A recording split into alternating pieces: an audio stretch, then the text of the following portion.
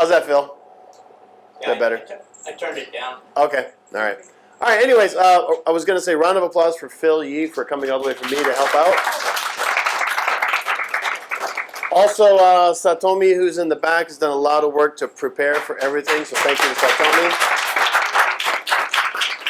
During breaks, we're going to have a lot of breaks today, a lot of discussion time. We're not going to rush. We're not going to run. We're just going to try to relax and have a good time. But if you, during those breaks, if you want to look, these are all the materials that pretty much ELF makes. These are the ones that are published and that you probably all know. Over there are some maybe you don't, including some of the worksheets that Satomi has made that go with our class books. And if we have time today, I want to ask if anybody who's using the class books wants those worksheets put into the books. So we'll have a discussion later, just one-to-one. But yeah, if you have any questions here, you can ask me or Satomi. Okay? All right. We are here today. We're going to start the session, or the morning, with about 2 hours. The first hour will be kind of an overview of phonemes and phonics and some concepts that I think everyone probably knows. But we have a good mix. How many people have been teaching for more than 30 years? Phil. How many people have been teaching for 20 years or more?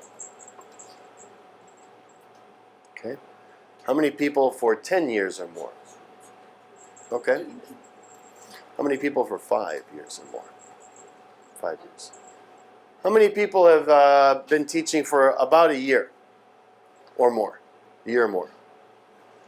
How many people have not been teaching a year? Brand new teachers. Okay. Okay, good. So we have various people in the room who have different backgrounds, different baskets of knowledge and information. So I'm going to try to balance some simple stuff along with some more challenging things. So the first hour, 40 minutes, 45 minutes, will be some basics, and then we'll do some activities after that. We'll take a break for lunch, and then in the afternoon, we'll talk more specifically about Think, Read, Write, and some specifics. And also Lawrence will be sharing how he uses the series at his school. Okay, ready to start? All right, great. We're going to start here with just talking about the basics. Can you read that text underneath the basics? Things we should know. Yeah. I learned something the other day that I should have known. And I didn't. And I was doing research. I told Jan this yesterday, and I think I told Phil as well. Do you know the IPA? Yes. Not beer. Oh. Not the beer. One step ahead of you two. We know who these kids were in high school. The IPA is the International Phonetic Alphabet. And how many symbols are in the International Phonetic Alphabet? Does anybody know? Quiet. Does anybody have any idea? I want to say 52. 52. 42? 42. That's what I used to think. There's 160. Wow. And the International Phonetic Alphabet are symbols that represent every sound in every language. Okay? So when you look at the English IPA, it are only the sounds which are represented in English, not other languages. And I didn't know that until about 36 hours ago. So you know when you look in a dictionary and you see the upside down E and the strange, that's the IPA. That's the International Phonetic Alphabet. And there's about 160 symbols. And I had no idea. I had no idea. So there we go. Things I should have known, but I didn't know. But Jan, you knew, right? You knew. Jan knew. Did anybody else know? You knew that there were 160? In English, so if the International Phonetic Alphabet has 160, English is less than that. Yeah, English has, it depends who you, Which language? which dialect. American English has fewer than Britain. We have about 44. Some people would say 42. Some people say 45. I think the American English, I couldn't find it when I was looking for stuff today, but 39. Because we don't include certain sounds. Like in British English, you might say ia, but we'd say e-er in North American English. We say e is one sound and is another. Where in British English, that's a single sound, ia, right? And so it would be a diphthong almost, right? All right, so these are basic things that we as teachers teaching English in Japan should know about our language, English. Okay, the language we're teaching. So, and oh, by the way, thanks for coming. Just popped up there. All right, I want to start though with a story. This is something that I learned a lesson a long time ago. Are you familiar with Sleeping Bear Dunes? Anyone know Michigan? You know that? I've seen this before. Okay, yeah, so I have talked about it, right? And this is the second or third time I've done this, I think. But this is a great story, I think, because I think it helps us as teachers and understand our students. So many years ago, my parents, we went camping often. Anybody campers? And no, nobody likes to camp? I like to camp, but I can't. Okay, so we would spend 2 weeks, sometimes 3 weeks, out at Lake Michigan, which in Michigan is surrounded by large lakes, and Lake Michigan where we would go. But we also would travel to other places. Now, this is Sleeping Bear Dunes. This is not the ocean. This is Lake, I think it's Lake Michigan. It might be Lake Superior. I'm not sure. But it's huge. I mean, these are massive, massive lakes. Lake Michigan is 500 kilometers long. So from here to Tsukuba is one lake, to imagine the size. And I was 7 years old, and I went to Sleeping Bear Dunes with my father and mother and baby sister, and middle sister. She was 5. Now, my mom and 2 sisters stayed at the top, but I took one look at this. Any adventurous people? What would you do? We pulled it at the top, by the way, pulled it at the top. What would you do? Start running. You'd be enthusiastic, you'd run down and stuff, but there's a problem with that. Have you ever tried to walk up a sandhill? What happens? You want to give up. Why? Very hard. Well, it's not so much. It may be falling down. Maybe you get really tired. But what's the problem with walking uphill in sand? You sink. Yeah, because you step and then you slide back. It's a lot like learning a language, by the way. You step and you slide back, and you feel like you're not going anywhere. Now, I was 7, and so I was, let's go, baby! And I'm running down the hill, and I'm having a great time. And this is big. I mean, this is like, pretty large. But I didn't notice the sign because I was 7. And if you zoom in on that sign just a little bit, you can see. Can you read that? Can you read that? Don't risk injuries. Rescue fees. Rescue fees. Rescue fees. That's how serious this place is. Yeah. Guys, Or the 2 hours it may take to climb back out. now this is only, I don't know, maybe 100 meters long? 80? 90? You can walk 100 meters or 90 meters in 30 seconds, 40 seconds, something like that. But to get up, sometimes it can take. So anyways, I started, I went down to the bottom, and I started climbing up. And I couldn't get up. I couldn't get up. I was walking, and I just kept sliding back, and I felt like I'm going nowhere. Nothing is happening. And I started crying. Well, my dad is already halfway up the hill, and he comes down. And he sits down next to me, and he goes, well, what are we going to do, right? And he said, okay, let's take 20 steps and then take a break. Okay? Can you take 20 steps? I said, yeah. When they take 20, okay. And we take 20 steps, and we take 20 more steps, and we got to the top. And I always remember that lesson, especially when we talk about our students. If we think about our students who come into our classrooms, their journey is long. And they're gonna sometimes feel like this is impossible. I can't do it. And so one of our main jobs is to be able to be like my father and say, well, let's just do a little bit at a time. Right? And sometimes that means breaking things down very simply, making it just really simple. Let's focus on one thing. Today we're kind of talking about that with phonics and the sounds of English.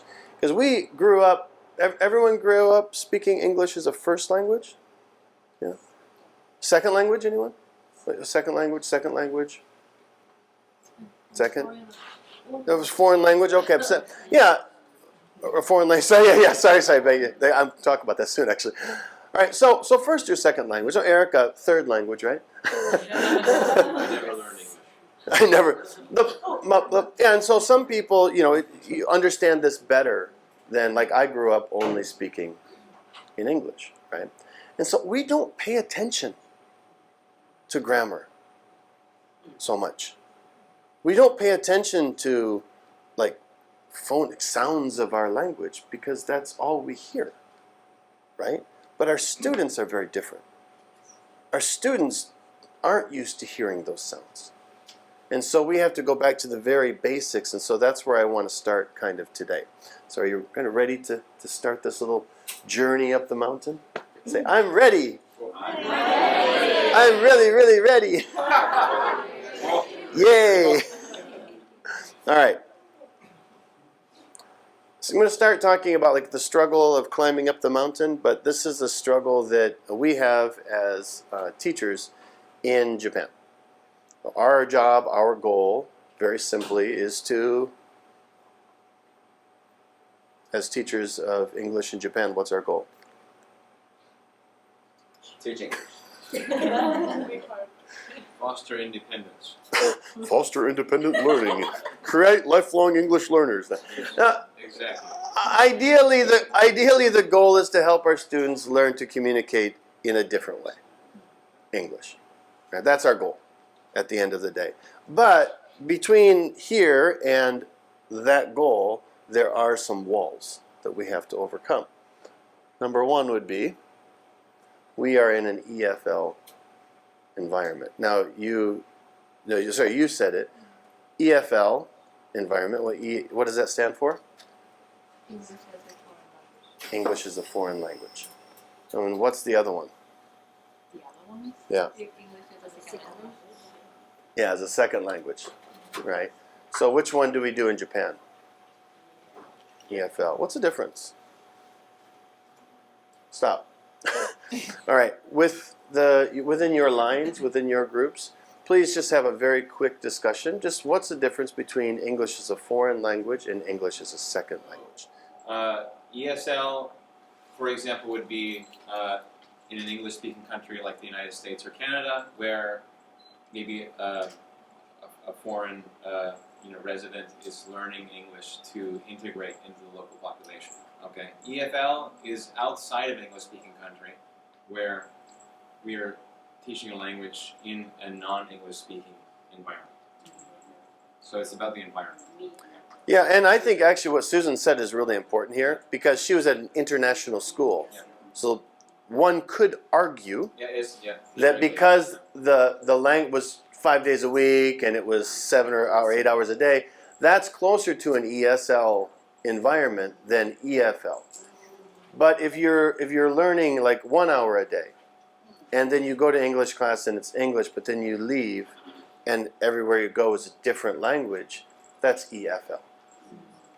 Right? So all of the students that we teach, I think, these are in an EFL environment. Yes. And also I think the frequency of the usage of the language is also one of the factors. Absolutely. Yeah, frequency of usage. Like, if we turn it around, Japanese in the States or Canada is JFL. That's right. Yep. Yeah, Yep, and exactly. English in Japan is EFL. That's absolutely Grace, right? Yeah. Thank you for that. That's really important. Yeah, and I really want to start here because I think it's important that we realize what we are doing. You know, and our students come to us without, you know, if they come to my school, we have 75-minute or 90-minute classes, and more than likely, that's the only time they're interacting in English. So the other 6 days, 2 hours and 30 minutes are spent in a Japanese environment, right?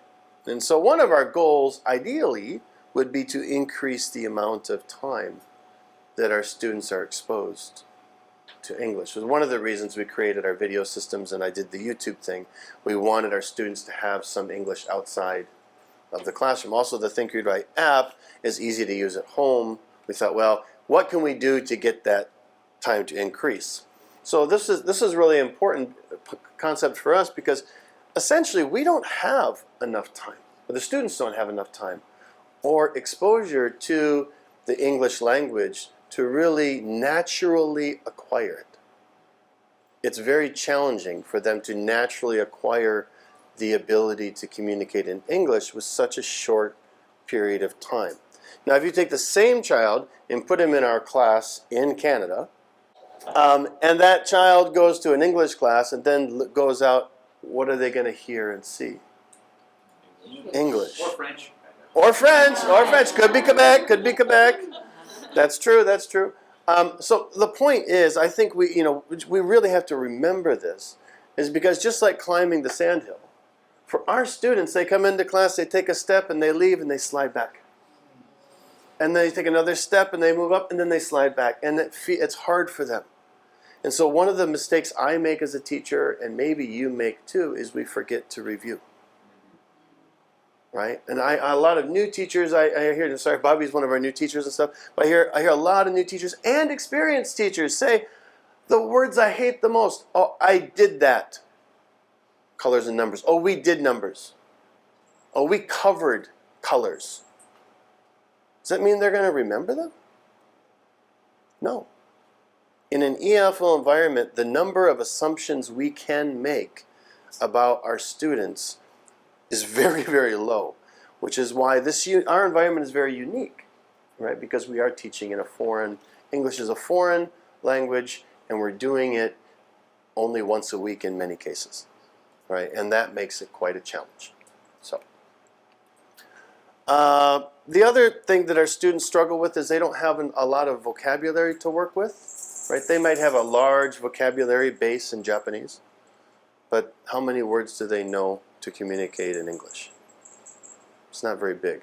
It's one of the reasons I'm not trying to sell anything, but I was aware of this, so when I did make the first book, which was the Think, Read, Write 1, I wanted them to have nouns and verbs and adjectives and prepositions so they had a useful base, something they can start with, and that was really important to me. And also, one of the struggles, if you can read, you can learn. Right? If you learn how to read a language, then you can learn stuff on your own. But we have a big library at the school, but the students, many students struggle to access it, from a young age because they just can't read. It's just symbols on a page. And so getting them there is a challenge, right? All right. What is that? Alphabetic code is simply that the sounds of a language are represented by a collection of symbols that we call the alphabet. So there's 26 times 2. They each serve a purpose, and those letters mixed together represent sounds of the English language.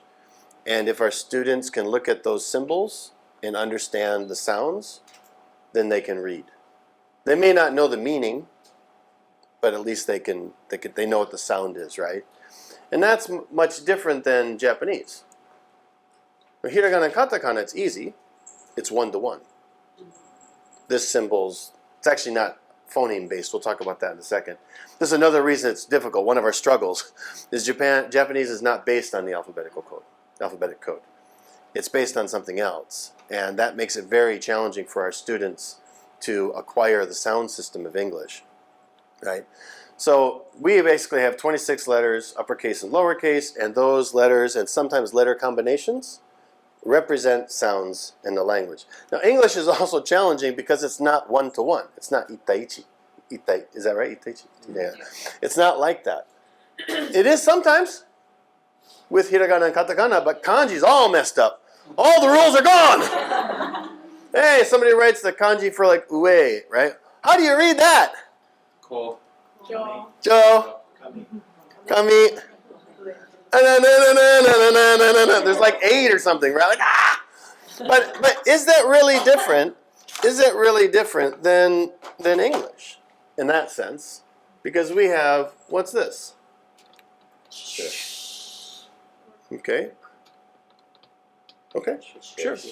Yeah, that's, what's this?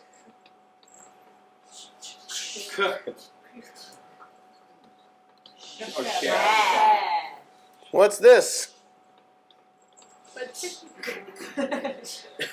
What? What?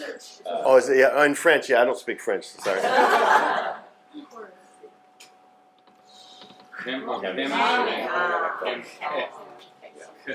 So English also has some weird combinations because English came from different countries.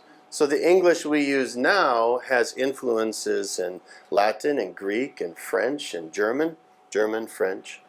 And so those symbols, the alphabetic code changes based on the root where that word came from. And that, Just like kanji, right? which is similar, very similar. Yeah, onyomi, kunyomi, very similar to that. So English is weird in that it has a code, but the code changes based on where the word, the derivation of the word. And we learned it, at least I did, and Lawrence and Jan, we learned these things naturally growing up, and we never questioned it. But for our students who already have acquired Japanese, especially reading and writing, this is really bizarre. And it is a challenge, and it's hard. And so let me go through my things here. English uses this concept called phonemes. We'll talk more about that later, but phoneme is basically what? Sound. Sound. Okay, it's a sound. English is phoneme-based, sound-based. And how many sounds? 52. It's a little more than I thought, but I know what you're saying. But what? 44? 44. What we were saying earlier, the IBA, exactly. Yeah, exactly. So that's, depending where you're from, roughly 44. Let's just say that's easy to agree with. There's 44 different phonemes in the English language, but Japanese is not phoneme-based. Japanese is Syllabic. syllabic. It's a syllable. Syllable is a combination, generally, of a consonant sound and a vowel sound. Not always though. But for example, ka. Kakikuke kono ka. Ka is a single syllable. It's not a phoneme. How many sounds are in ka? 2, right? So for English folks who are native English speakers, when we're learning Japanese, we hear 2 sounds. We hear ka, right? That's what we hear. The Japanese, when they see that symbol, they hear 1 syllable. They don't hear 2 sounds. Now imagine them trying to learn, their Japanese is based on syllables, English is based on phonemes, so you're teaching them black. Buraku. Yeah. Right? English is 1 syllable. Black. Count the vowel sounds. Easy for you to figure out syllables. Black. That's 1 syllable. But in Japanese, if you change it to katakana, it becomes? Yeah. 4. Well, yeah, 4 or 3. Depends if you get a little tsu, that she said tsu. Right? Buraku. Right? So think about this from our students' perspectives. Why is it so hard for them to pick up English? This is one of the main reasons, especially in the beginning stages, when we're starting, this is hard for them to hear. They don't hear. Now, Erica, do you think? Sorry, Erica. I work with Erica. Say, hello, Erica. Hi. Good morning. Erica is Japanese born and raised in Japan. Japanese is her first language. Yes. But both of her parents speak Portuguese. Portuguese, and so she. But you heard Portuguese in the house, right? Yeah. So that was kind of an ESL. But like my It was just it was more normal, right? More ESL. Yeah. PSM. What's that? ESL? PSL. That's why it's not. ESL. There's the door. I'm out of here. Thank you. Yeah. Your English centrism disturbs me. Most lucky was like.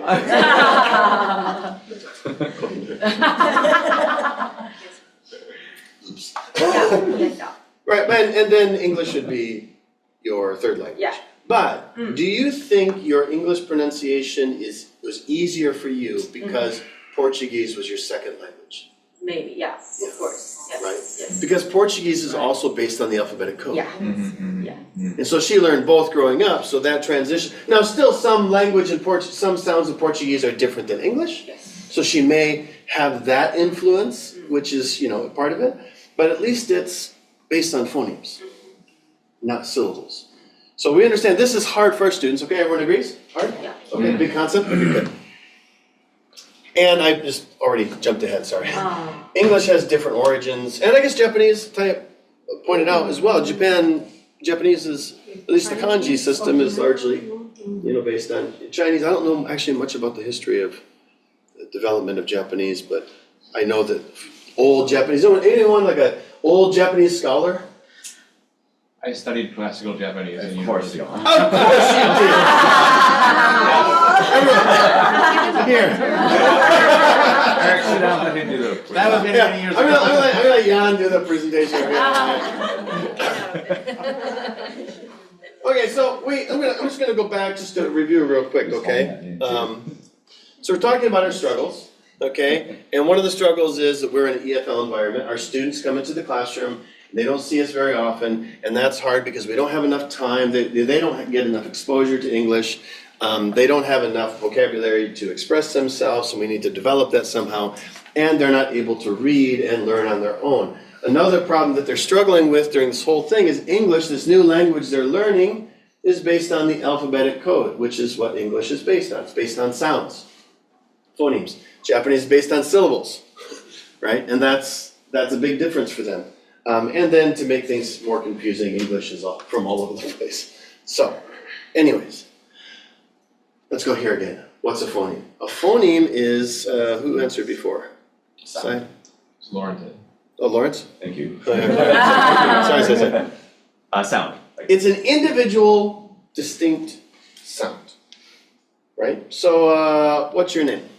Nikako. Ikako. How many phonemes are in this lovely lady's name? According to English. According to English, 5. phonemes. There are 6. K is 2. Although it is a little difficult because the ri sound in English would be rikako or rikako. Rikako. Yeah, we probably would because we don't have the RD like flip sound in English, right? So it would just change to an R, rikako or ik-ak-o. Okay. Now K is doubled up, of course, but there's 6 sounds. Okay. So that is a phoneme. It's an individual single sound. We'll do some more with this later, but this is a fun game to play with your students.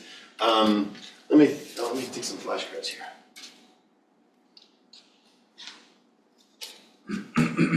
Tell me when you know the word. Okay. Or what? Orange. Just shout it out. Orange. Orange, good. Or is the first one. OR is actually an individual phoneme in English for some reason. J. 4 phonemes. 6 letters. Wow, that's plural, sorry. 6 letters, but 4 phonemes. How about this one?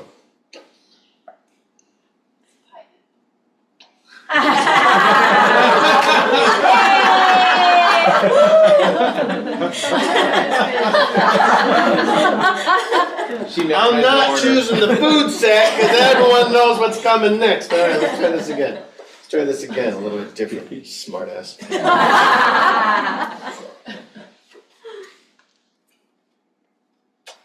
TRW set. Yes. Okay. Mistakes just to make it fun. That's a yes. Okay. Oh, Loud. up. Stop. What you're doing in your head right now is you're blending these sounds, right? What do you got so far? Lunch. Loud. La, la, la, la, la. You got la so far, right? Lunch. Lunch. What are the sounds? What are the phonemes in lunch? Let's say it together. Lunch. Four. 4. But our students are hearing. They're hearing syllables. They're not hearing phonemes. So one of my things I really hope everybody goes home with today, one of our goals is to help them develop the ability to hear sounds, not only syllables. That's really important, I think, for a lot of our students. It will help them a lot. All right, let's try 2 more. That's too easy. That's too easy. Taya. Oi. Toilet. Toy. What? Toilet. Oh, you knew that pretty quick. Toilet, right? What are the sounds? Oi. One more time, let's do it together.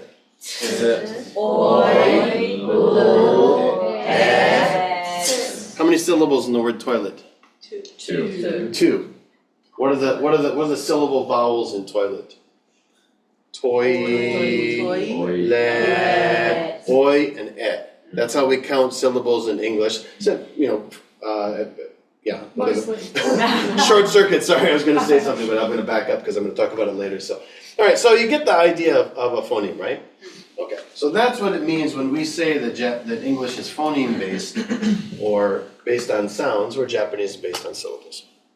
So it's the smallest individual sound, okay? Now we have, this question we've already answered. How many phonemes in English, I think we said? 44. Have you seen this before? Okay. All right. Can you tell me what kind of these gray zone differences are right here? These are types of sounds.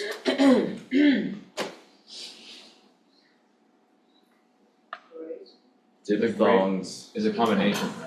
Diphthongs are Like a two sound that makes one. different symbol. Straight. This is, I think, one of the most difficult words to say for me in the English language. monophthong. Monophthongs. Monophthongs, right? Different to beach phones. It has a very different meaning between Australia and the US. Beach songs mean sandals in Australia, it means North America, okay? All right, so monophthongs are single vowel sounds that don't change. So let's just go through them very quickly so we understand them all. Don't worry about the symbol, focus on the word. Can everybody see? Bobby, can you see that okay? It's a little bit small, I'm sorry. 1, 2.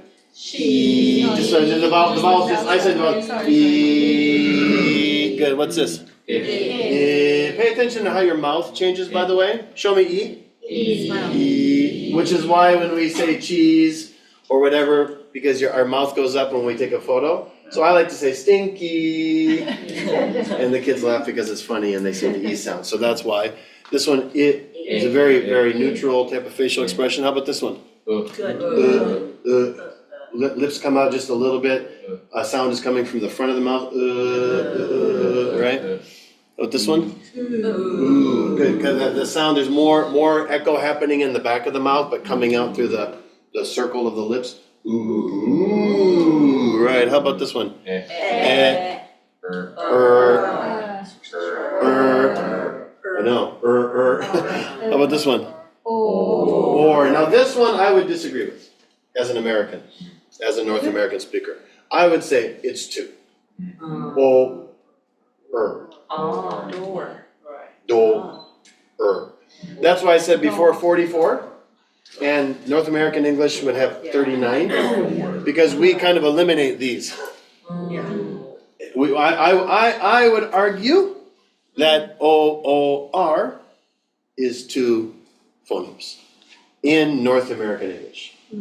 But in British English, it would be Non-rhotic, right? What? British English. How would you say this word in British English? Do. What? Do. Door. It's short. How would you say it? In Australian too, In right? Australia, I say do. Do. Do. If I was doing British, I'd probably say doa. Do. Yeah, how would you say it, Andy? Yeah, do. Do. Oh. A deer, a female deer. That's dumb. That's do. Oh. Sorry, I can't hear the difference. Let's not fight about vowels in different countries, okay? It's nice to know that there's a difference. It's interesting though. I find this very interesting. I hope you find it a little interesting. What's this one? R. Yeah, this is a hard one too because the A sound changes before the R. So, but we would the North Americans would enunciate R, right? But how would you say it, Taya? Fa. Fa. Yeah, how would you say it? Fa.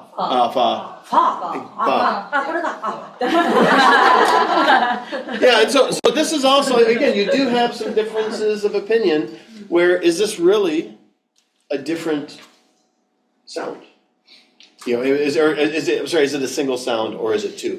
R, right? Oh, and that's where it's a little bit, some people would disagree. How about this one? Good. What are the 5 common short vowel sounds that we teach? When you open up a phonics textbook, even if, to be honest, think we'd write the same. The 5 simple, basic, short vowel sounds. What are they?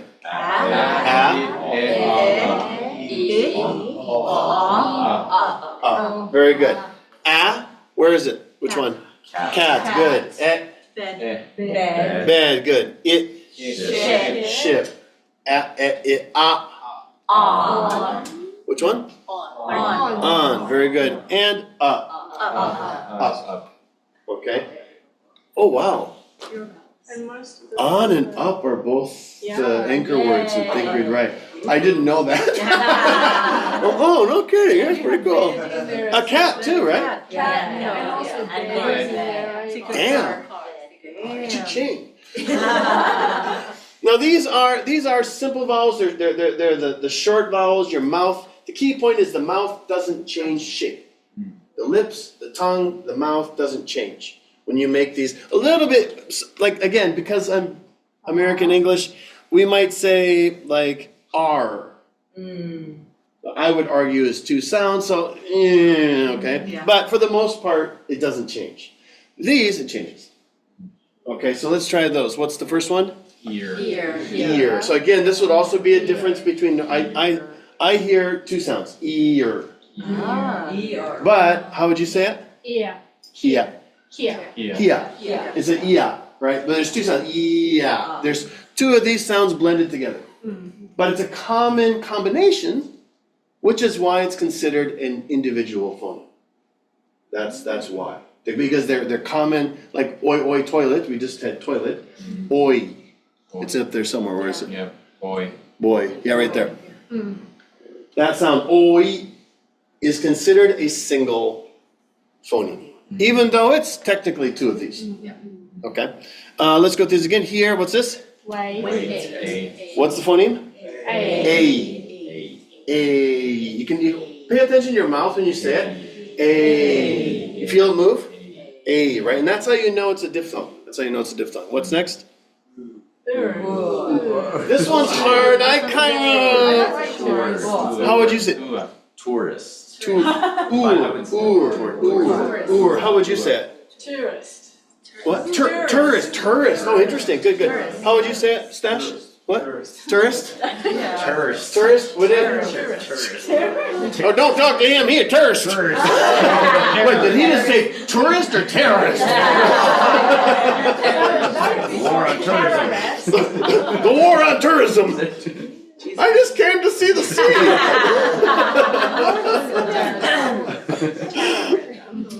All right, we got oi already. What's this one? Say it out. Just say the vowel sound. Oh. You see, you feel your mouth changing, right? All right, let's try this one. Air. I would argue two sounds in North American English, but I think yeah. It's a little different. How about this one? I. Again, two sounds and Ow. ow.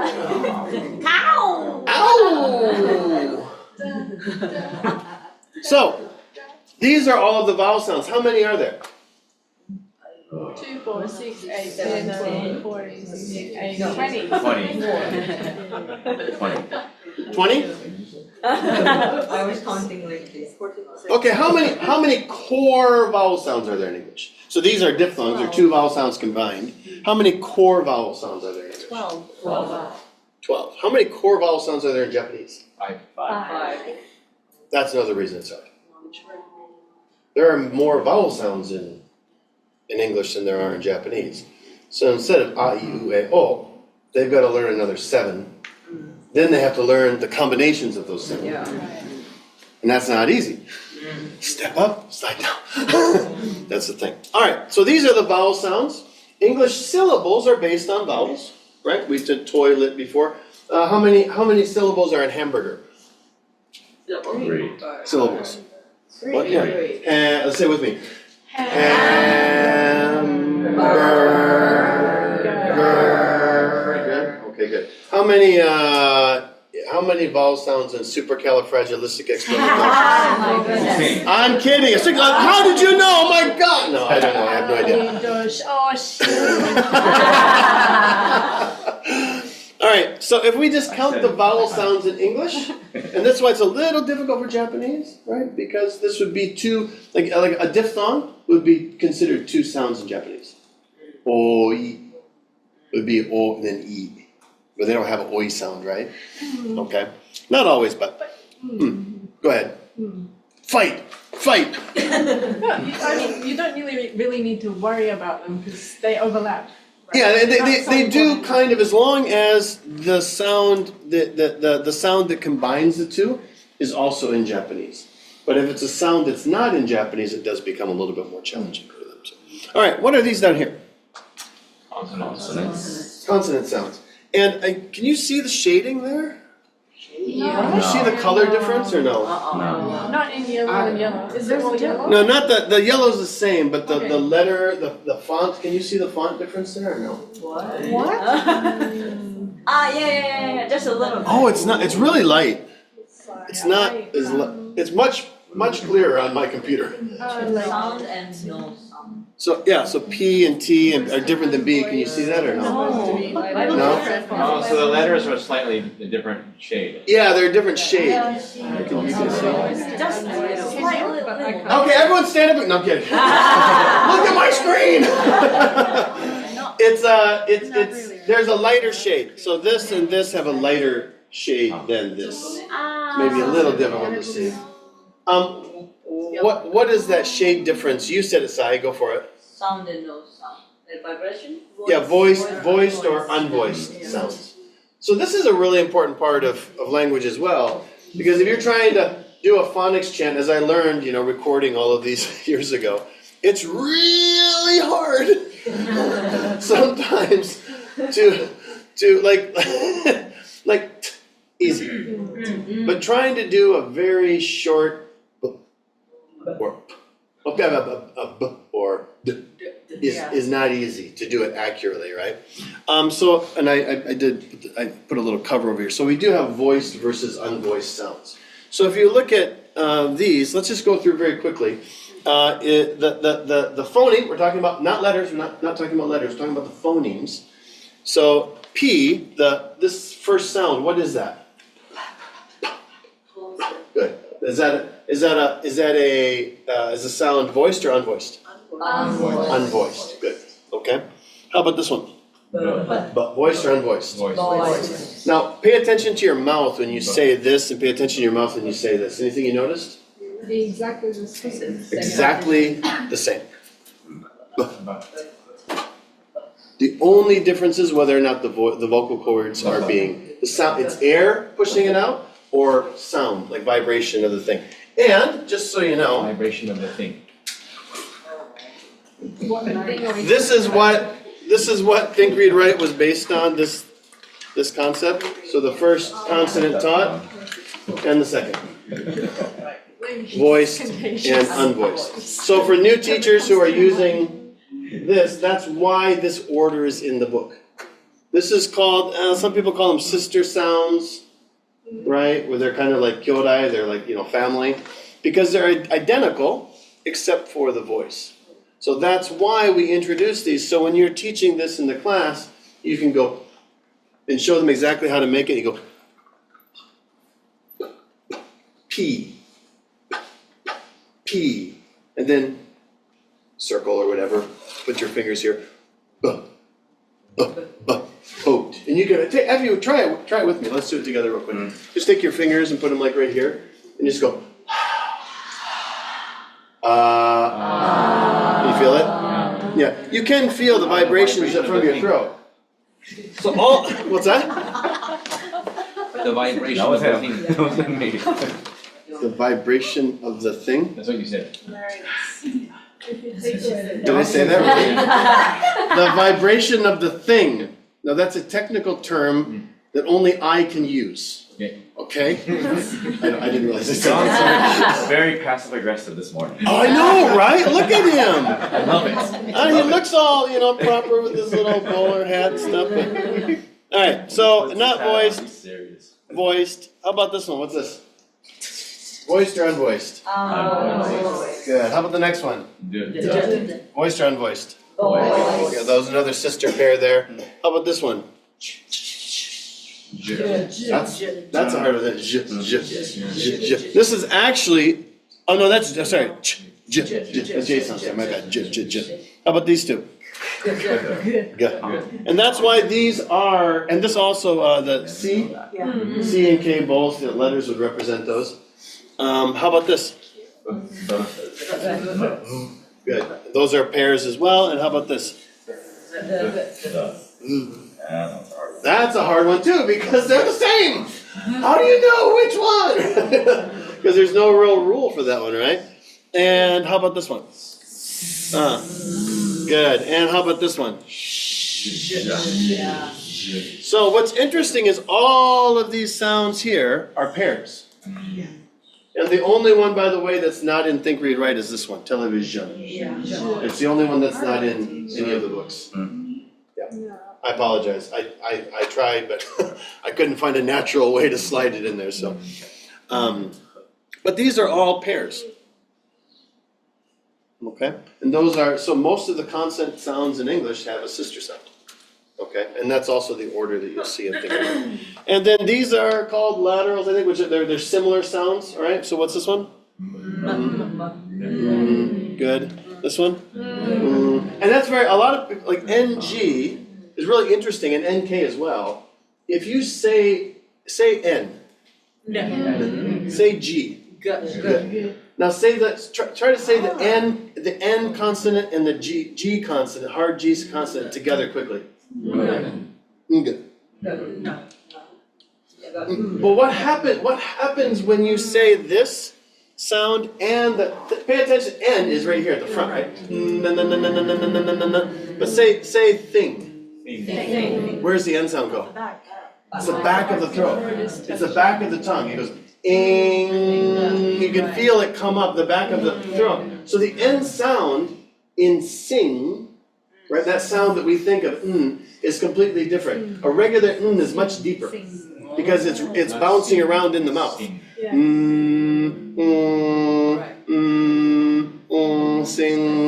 But you can sing. do both in church. What's that? You can sing and sing in church. I don't know where I am, but I feel I was trying to come up with something really witty and nothing came up. So you can sin and sing in church. So sin, do something bad against God, and sing. So you sin and then sing. And, yeah. That's pretty good. It's pretty good. yeah, I don't know where Just so you know, by the way, the N, the very interesting stuff. The N before the G, and we go down here.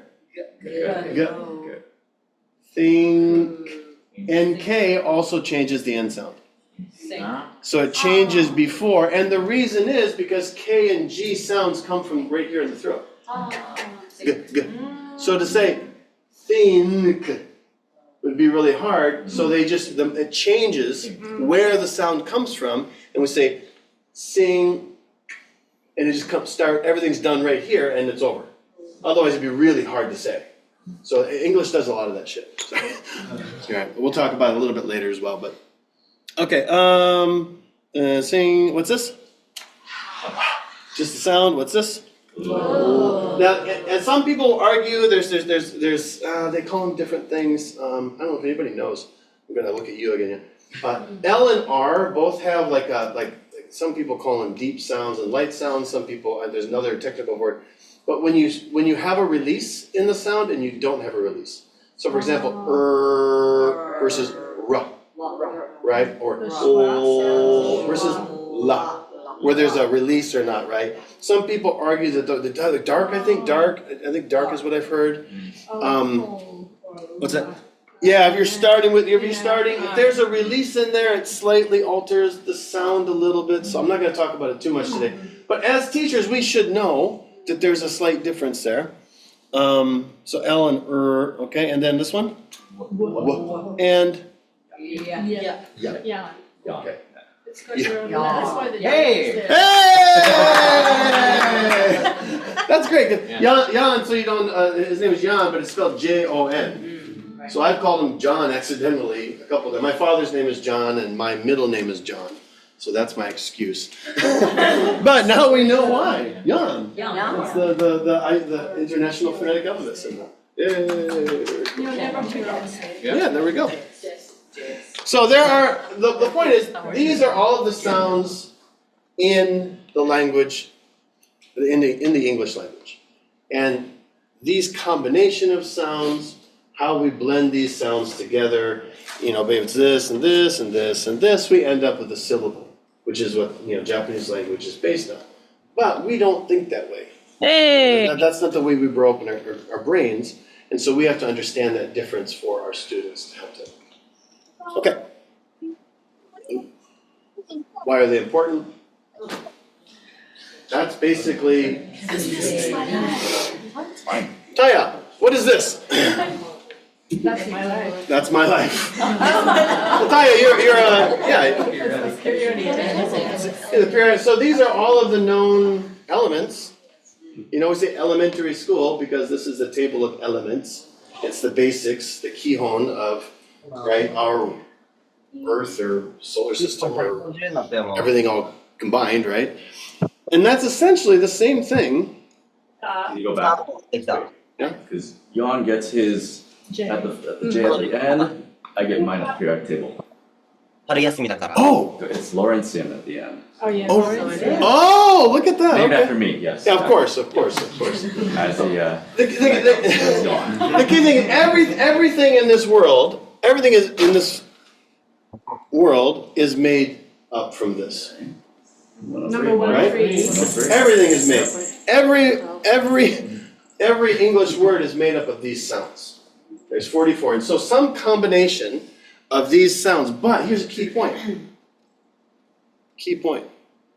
And Taya, I'm going to ask you, what two things, if you mix them, is very, very bad?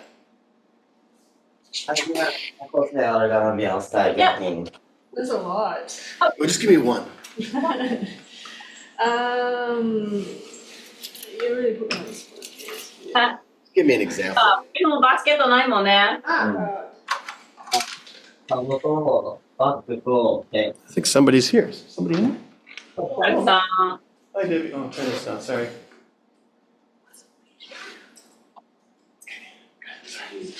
Talk it out. What's going on? Yeah. Talk it out. Oh, there's a Zoom. Let's go for hydrogen chloride. That's easy. Okay, what's that? From Lawrence suggested hydrogen chloride. Hydrogen chloride. So you put those together, and what does it make? Acid. You put acid on this wooden table. What happens to it? Bye-bye table. Bye-bye table. It does, I mean, it works, but and some things won't combine. Some things you put this here and you put this here and they just won't mix, like oil and water. Now that is exactly the same as this. Can somebody tell me how to, let's get just, okay, U7, 1, 2, 3, 4, 5, 6, 7. Please tell me a letter, any letter. Susan, go. K, good, go. O, good, go. S, good, go. Z, good, go. G, good, go. Edina, right? M. Good, go. F. Okay, please read that.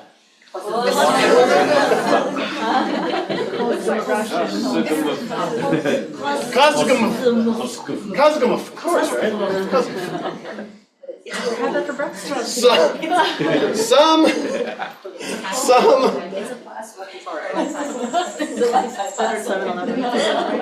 Some elements don't mix, right? Some elements just don't mix together, and some sounds don't mix together. So when we're talking about phonemes, we're not only talking about being able to hear and say those sounds, but also how to blend those sounds together. Because imagine, okay, you're a student, imagine one of your favorite students. Maybe they're like 6 years old, and they're just starting to read. And you're seeing them, what they're doing. Come back to me in a Looking minute. it up. Come back to me in a minute. Oh my Stuck gosh. on that. All right. This is actually a word. Get out of here, okay? We're stopping for a minute. What does it mean? It is, what's it? How do you say it? Kolsgamov.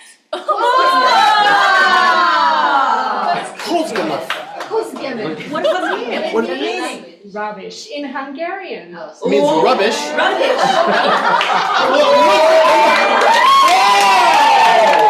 That's amazing. It's very rubbish. It's complete rubbish. With spelling, Taya. With the spelling. Say spelling. Talking about English, right? Yeah. That's Hungarian. Yeah, I know, it's crazy. So what, but this is great, this is such a great example. So we're almost done with the morning, the first session, so we'll just this, I'm really excited to end this way, okay? Because imagine you go back to your student, you're 5, 6 years old, 7 years old, whatever, and the students, and they're sitting down, and imagine two students, okay, or two situations. One, this student, student A, understands all of this. Because you've been doing activities, you've been singing songs, you've been using flashcards, you've been doing things with like sound play in your classroom, and they understand all of these phonemes, they can blend them all together, they have no problem, and then you teach them some simple connections between the sounds and the letters. K, a, t. And they look at the paper, and they go, k, a, t. What's the next skill they need? To blend those three sounds together. That's the skill. Now, if you're trying to teach them the connections and the sounds and the blending, everything, at one time, it's going to be hard. Then, if, so this kid can do it, they go, just like you were doing, cat, cat. I can read. But if this child doesn't know this, can't say the sounds, can't hear phonemes, and you're asking them to blend it, at, ka'at. They're not it's gonna be much harder for them than if you develop this first, okay? And so, with that, I'm gonna scooch ahead a little bit, hold on. I'm just going to talk about, I forgot this slide was here, I put it in this morning, sorry. There are different types of sounds. I'll leave this up after or during the break so we can talk about it if you want. Basically different types of sounds and how those sounds are quite different than in how we, I don't know what I was going to say there, never mind. But phonemic awareness, this is what we're going to do for the second hour or so, is, sketch that? What is it? the ability to hear, produce, and blend. Damn, you're good. What's your name again? I'm sorry. John. John. Hey, y'all fucking with us now. Jan and John and John and yeah. Okay. All right. Yeah. So it is essentially it's the ability of our students to hear these phonemes, to say these individual phonemes, and to blend those phonemes together to create a syllable or a word, combination of sounds to create a word. And so all of these things together, so if I'm going back to my little flashcards earlier, you can do this because you've acquired this ability. So if I go, horse, what is it? Horse. Horse, very easy. What is train? Good. What is Good. Can you do it? What is this? This is a queen. Can you separate it into phonemes? Go. Honey? We. Almost. Just to know. Yeah. Go. What What was the next thing? Interestingly enough, even though it wasn't in this, this is really interesting. Did anyone see up in the phoneme chart? Yes, Eric, he does your textbook. No quote. Because those aren't actually single phonemes. They're combinations of phonemes. So the X is actually KS. Or GS, What's that? GS, or G as well. G. Example, Really good smash burgers at home. One more time. so if. Step one, mix the Yeah. X onion. changes the sound. Yeah, of course. Yeah. But yeah, we teach the X, and we want to teach phonics. We teach whatever, X6 or whatever it is. And then the other one, of course, is queen, which is KW. So it's actually technically two. Oh. Now there's some argument. Some people would say, well, because Q represents the two sounds combined, we should call that a single phoneme. It's not really. But what about in Qatar? That's Qatar, right? That's another one, right? Qatar. Is that QA? No, QA. QA, right? Yeah. How about this one? I guess. King, what are the phonemes in this one? No g sound at the end. Good. We're gonna play with this a little bit more in the second session, so we'll take a break first.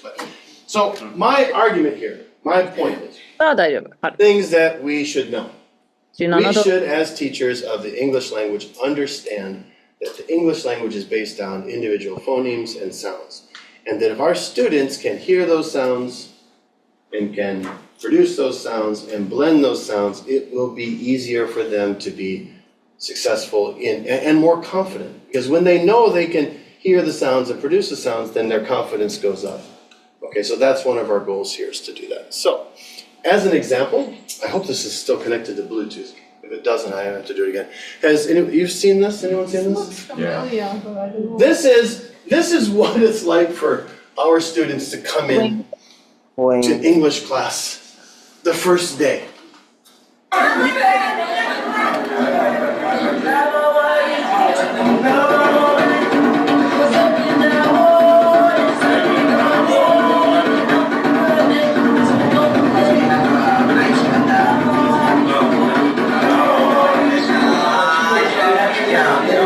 Language, we have three clicking sounds, which makes this language a bit of a different Guni language because Zulu is a bit similar to Xhosa, Swati, and Ndebele.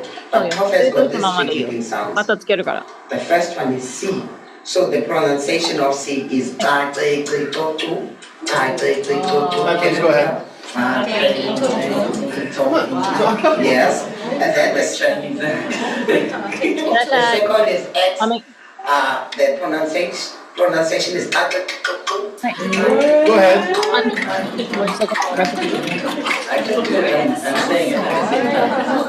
Yeah, that's different. Okay. And then the last one is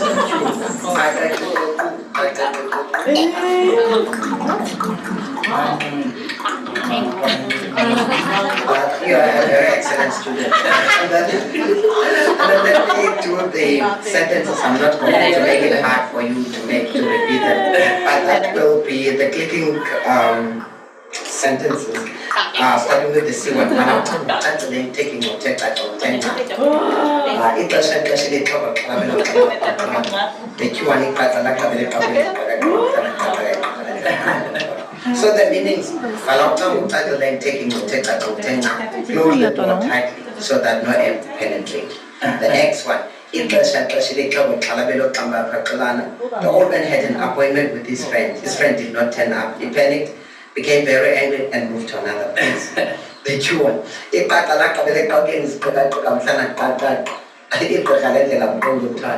squirrel went up the top of the hill, decided to go back to the book.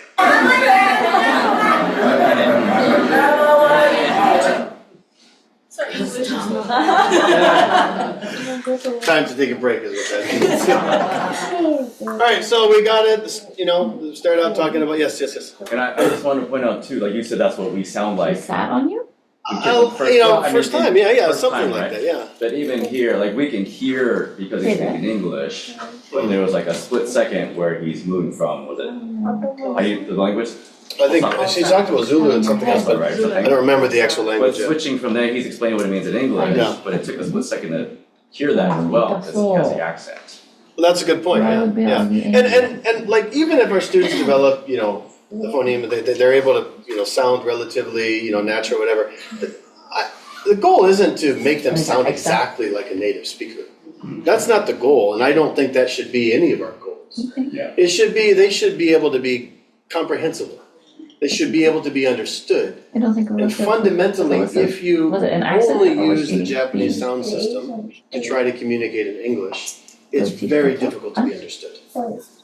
But if you're close, you're maybe not here, but you're like here. It's and you're going to be understood more.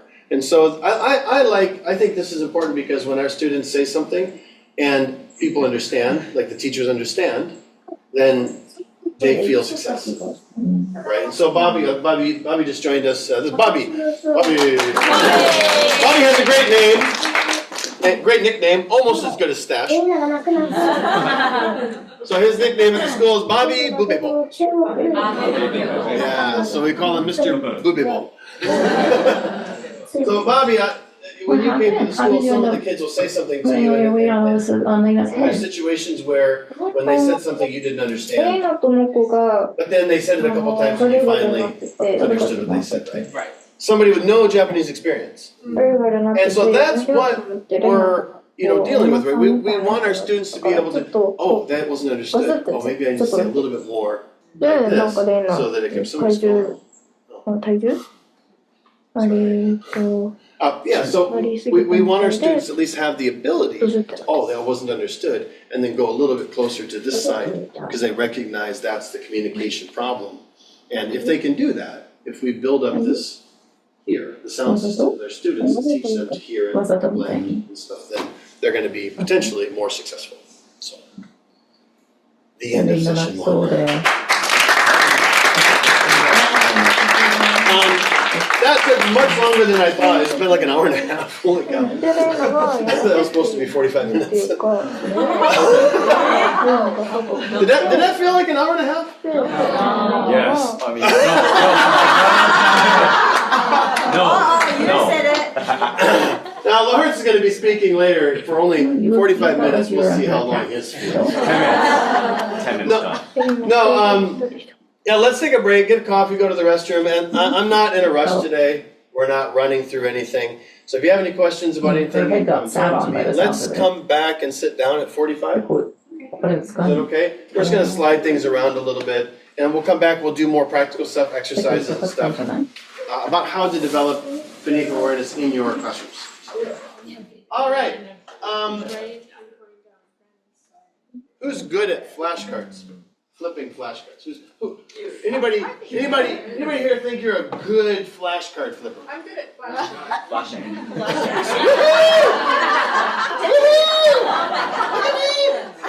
I'm good at flashing. Cards. Anybody pretty good with flashcards? Pretty good flipper? Just want to see. This is something that this is more for like newer teachers. One skill I've seen that new teachers really struggle with is how to manipulate flashcards quickly and effectively and fluently. Abby, did you struggle with that a little bit? Yeah. It's hard. If you haven't done it, so I thought, oh, let's just 2 birds, 1 stone. Who's good? Show me. Are we having a competition? No. I just want to see how you flip cards. Let's have fun. Come on. Andy. Stash! All right, stash. All right, now you can do anything you want with those cards. These are just animal cards. Yeah. You can hold them any way you want. I just want to see, I want others to see how other teachers do it. This is a great opportunity to try something out. So, go ahead. Okay, just repeat after Yeah. me. Ready? A bear. A bear. A bird. A bird. A cat. A cat. Cat. A chicken. Good. A cow. A cow. Okay, so what is he doing now? How is he doing it? He's pulling from where? Front. Pulling from the front, right? So when you pull from the front, what's something you have to do? Read. You have, well, these cards have this on the back. You have to know. Okay, so they're double-sided cards. Not all cards are. So those are double-sided. So you got to kind of peek forward. Or you got to lean it forward. Okay, so that's what. Do you have any other options for that? Flipping cards? No, that's all good. That's all he's got. Cool. It's like, all right, stash. We might have a different way of doing flipping cards. Yeah. So Tommy's quite good too. So I guess.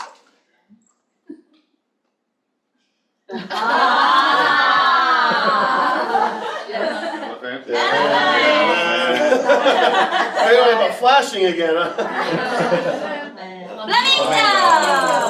Good.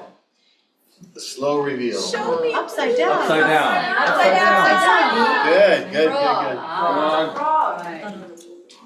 Okay. So we got 2 there, that's good. Slow reveal from the side. There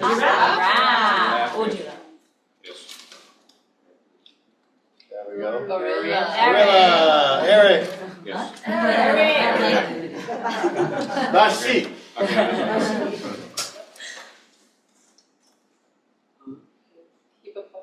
Time out. Baby. Oh, that's a good way to do it for fonts, especially if they can read.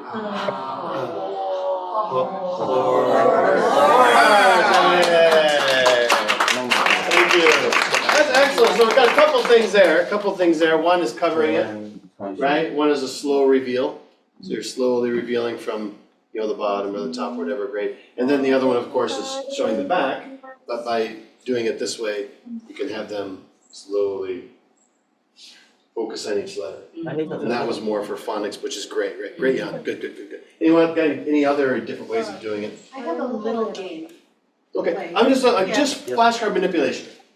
Just how you flip the cards, these cards, how you move them. Sato, come here. Yep. So this is a good opportunity to cover this. It's a. Ready, go. It's a kangaroo. It's a horse. It's a hippo. It's a gorilla. It's a giraffe. It's a frog. It's a flamingo. It's an elephant. It's a Chicken. From the back. So flipping from the back, if you have double-sided cards, I'm looking at the back. is great because you know what's going to be next, and so you can fix it and stuff like that. There's another option, which is take your cards and flip them upside down. And then you can see that the card is. And so with single-sided cards, you can do this. You just kind of reach over the top, and you can do like a, what is it? It's a chicken. What color is it? Brown. Brown, good. What is it? It's a cow. Damn, you're good. What is it? Frog. No.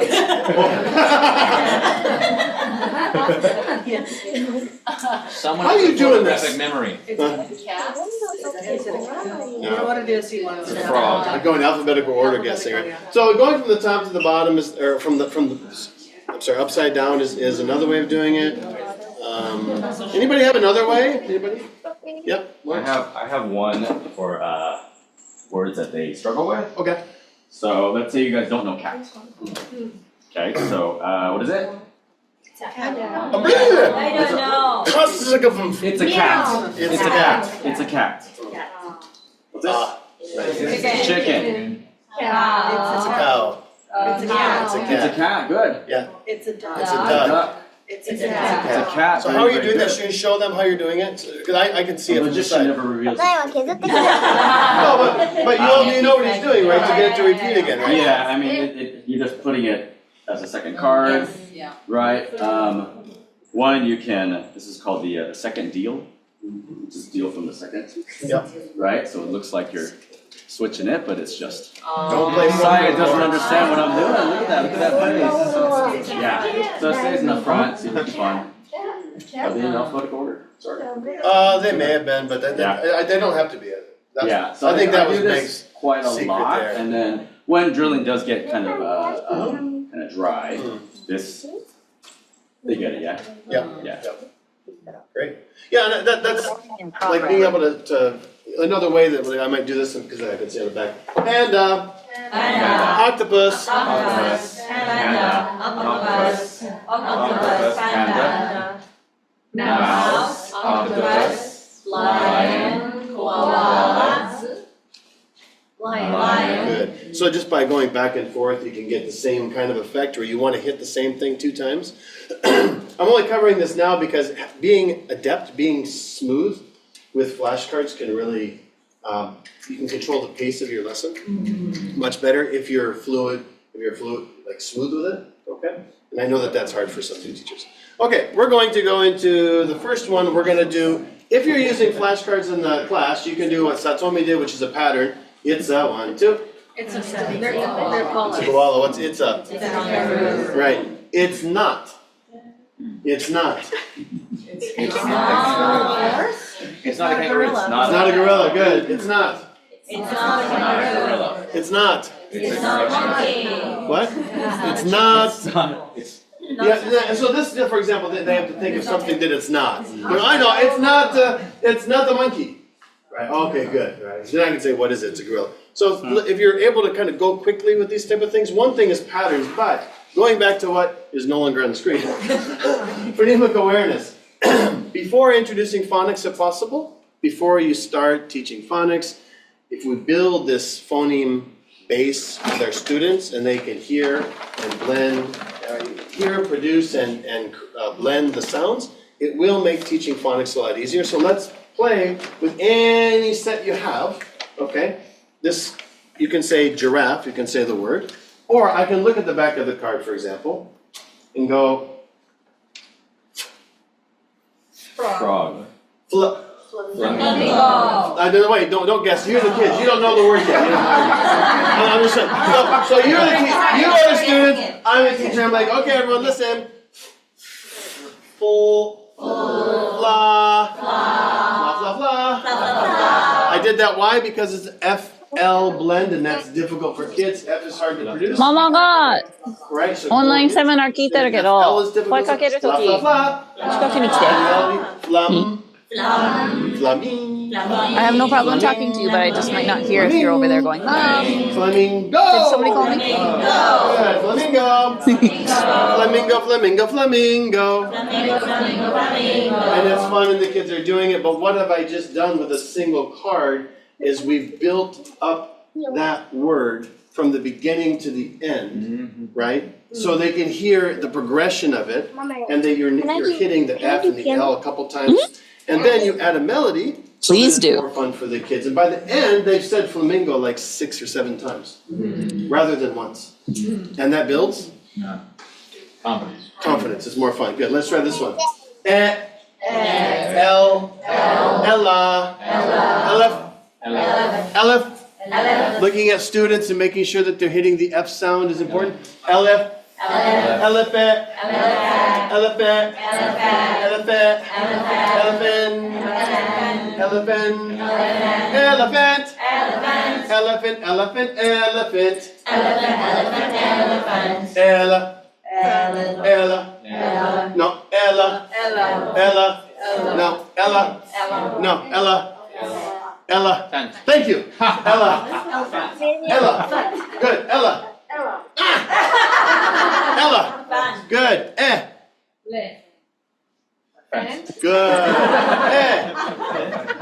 Good. Now what I'm doing is I'm building up But this time, especially longer ones, that's a little bit long to do it with, to start with, but you're doing it separating by syllables then. So you're starting with elephant, elephant, very good. And then you're saying 1, 2, elephant, good. Next, we'll do one more. Well, this is short, no syllables. Oh, sorry.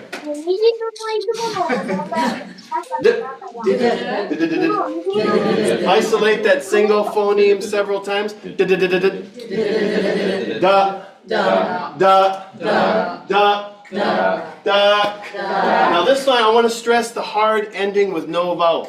Because English, Japanese would be daku. We don't want the u. So what I'll do is I'm going to make the vowel before the end sound very long.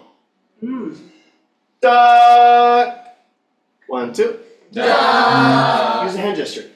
Da. 1, 2. Da. And you can hear it. Good. You can do the same thing for dog. Good. Dog. Dog. Dog. Good. Dog. Oh, dog. If you say it more than once, and there's that engine like black or anything with a hard sound, if you say it more than one time, they can't add the extra vowel. They can't say dogu. So if you say dog. Black. Good. Did you know salad? What? Salad. What about it?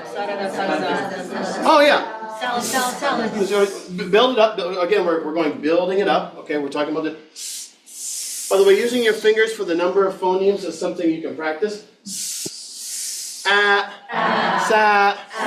o, sal, it, salad,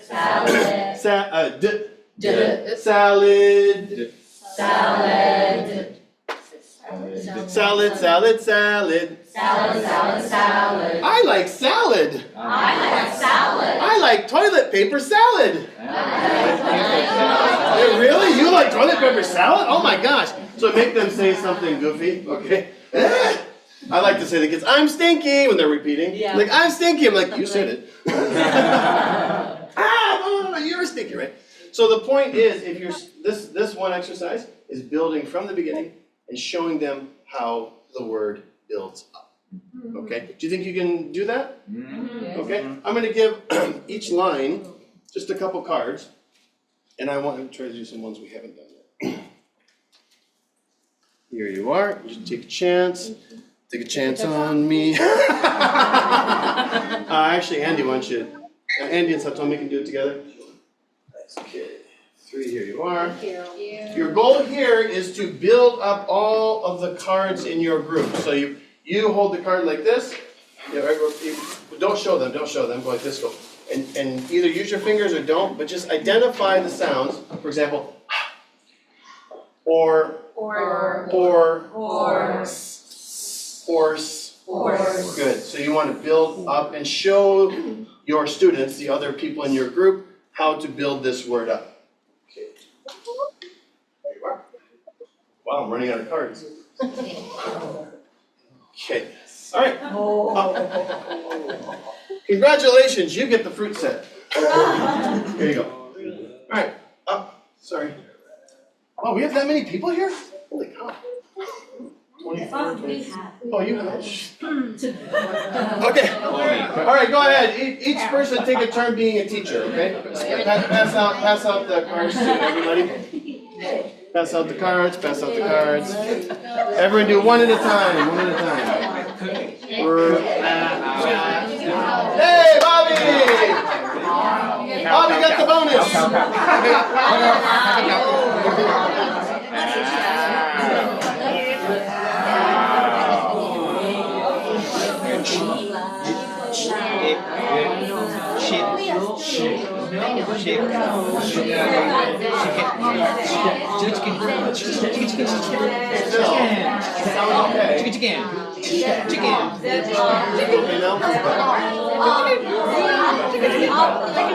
I think the mic fell on the floor earlier. I hope it's okay. It's okay now, it's just your head. Bird.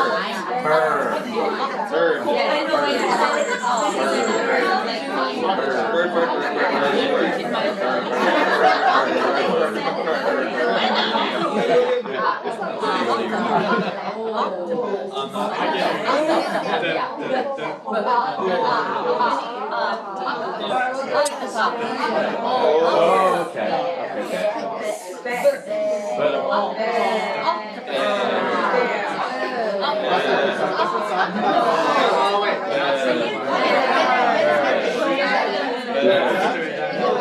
We're developing phonemic awareness, not reading. So this is before phonics. We just want them to hear and produce a sound and focus not on the language, but on the sound.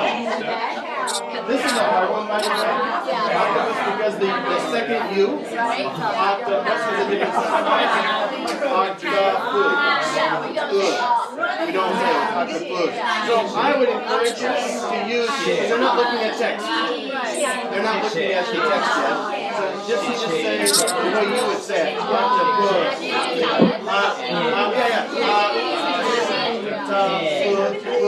みんな外で手伝ってくれる？すぐ終わるよ。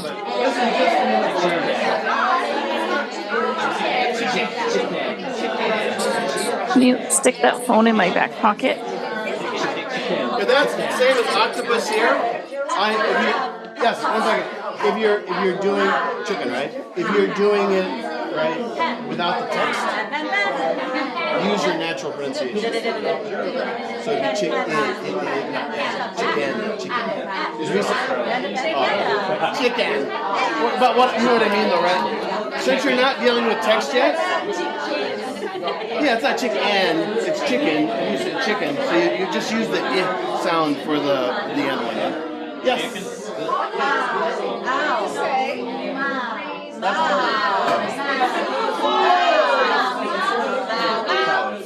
Not the hard one. Because of any so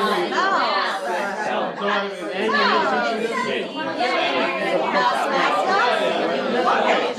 would remember the book or maybe I'm not sure.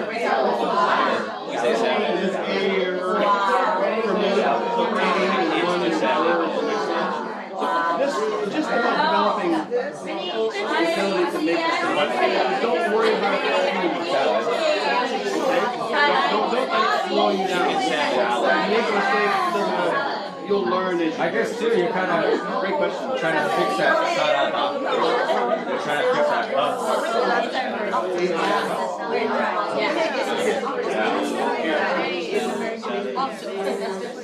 No. But we're about West Coast. Could be that too. Hang, hanga, finger,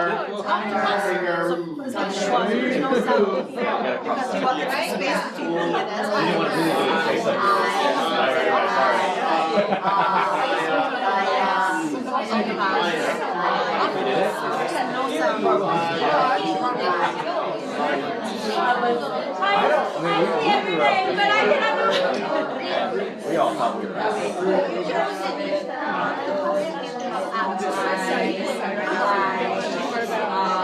it was like hip-hop.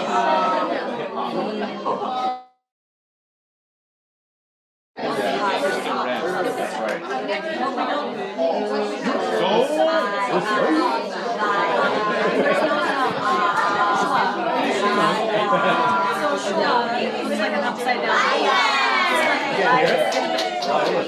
Are you?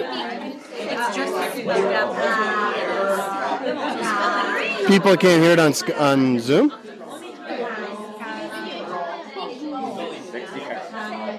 Could you log in and check? Yeah. Oh, okay. You can't hear me? Well, of course you can't hear me because this is the computer it's running from. You have to be logged in on your phone. Yeah. Otherwise you can't tell. It should be. Yeah, you can't hear. You have to be logged in.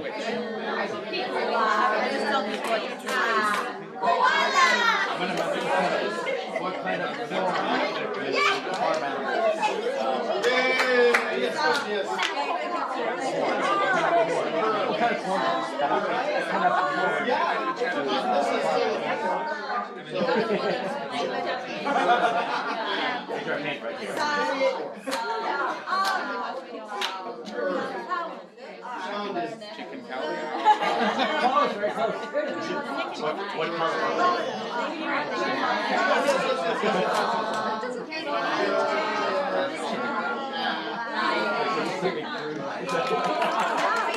It's the old 70s like.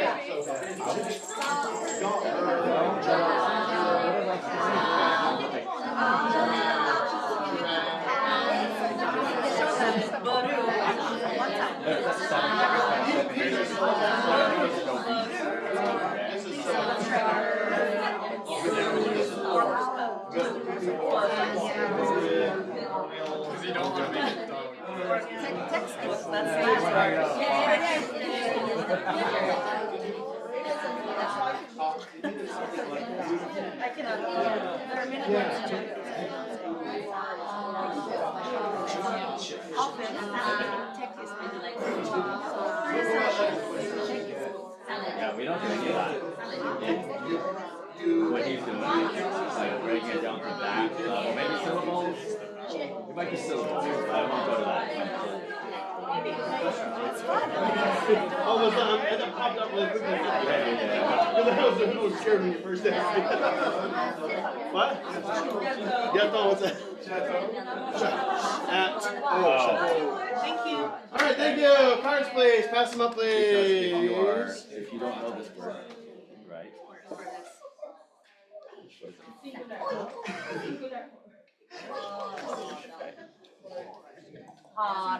if you don't know word, this it looks like you're flipping through, but they still practice bird every single time. So then you can just have them practice this 20 times. But they keep, they're entertained. It helps. We'll explain later. We could do that later. I'm joking. I know we got to go for a long time. I did a quick question. On a scale 1 to 5, 5 is very, very hard. 1 is very, very easy. What do you think? Doing this, is it hard or easy? Is it a 1, 2, 3, 4? 5 is very difficult. 1 is very easy. What do you think, Simone? Like doing separating the sounds. Hard or easy? 1, 2, 3, 4, 5. 5 is very hard. 1 is very easy. 1? 3. 1? 3? I'd say 4, but we practice it if you go down. Yeah, true, yeah. Yeah, I think the key is for this, and like, this does take time, and of course, when I started, I had no idea, but I started like 15 years ago. And so even now, Andy says to me, how would you do beautiful? Fuck. Because if you look at the letters, then it's very hard, but if you just go by the sounds, it's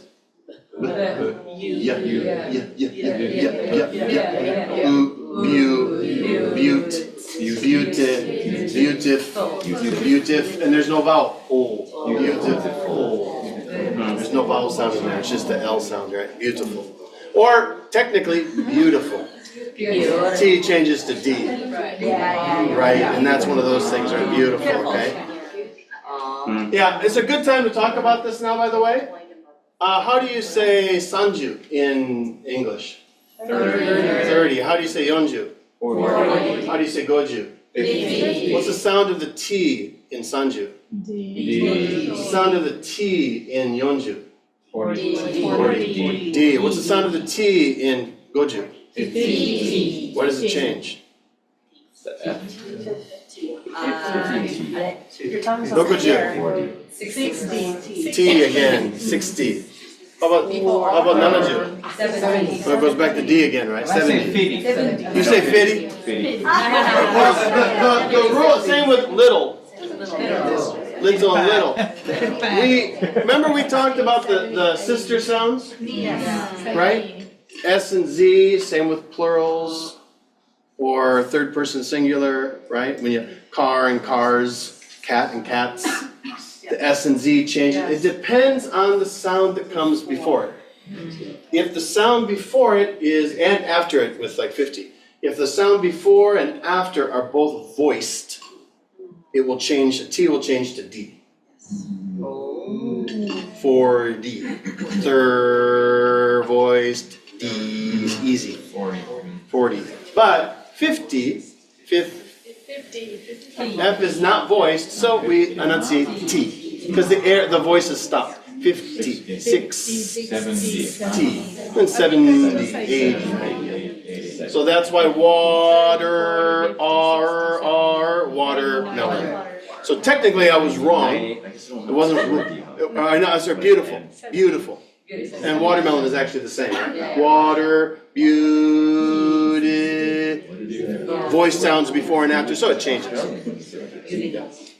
So that yeah, go ahead. It's the same with phoneme. Absolutely. TD, yep, TD is exactly the same. And there's a really interesting, I'm so glad this came up. I find this year super interesting. So, plurals, right? Okay, so it's car, cars, Z, right? Because is voiced. This is easy to say, right? Cat, unvoiced. S, unvoiced. Cats, easy to say. How about watch? Why does that I go in there? Anybody? That's right, you can't say it because the mouth position is already up there with the CH. So the tongue is touching the roof of the mouth, so you can't say, what's you gotta add something. So they said watches. And, right, yeah, watches. What's this? Sorry. Sorry about that. And past tense as well. So what's a good example? Play a voice, so played. D sound. Walk. Unvoiced. Walk. Walk it. What? Walk it. Walk it. Walk it. I get that a lot from kids. Yeah. Right. Yeah, so that's what I'm saying. If you understand the phonology of English, it helps answer a lot of these You got it on questions. my closes. Right? Close. Oh. That's just like goes in the English is kind of fucked up category. God damn it. Close. Closes. Actually, like kids, if you were like native kids growing up say closes. I'm wearing Oh, closes today. I've heard that sometimes, yeah. Excuse me. I think I need to take the water. What's that? I missed it. So maybe just Aussie kids are done.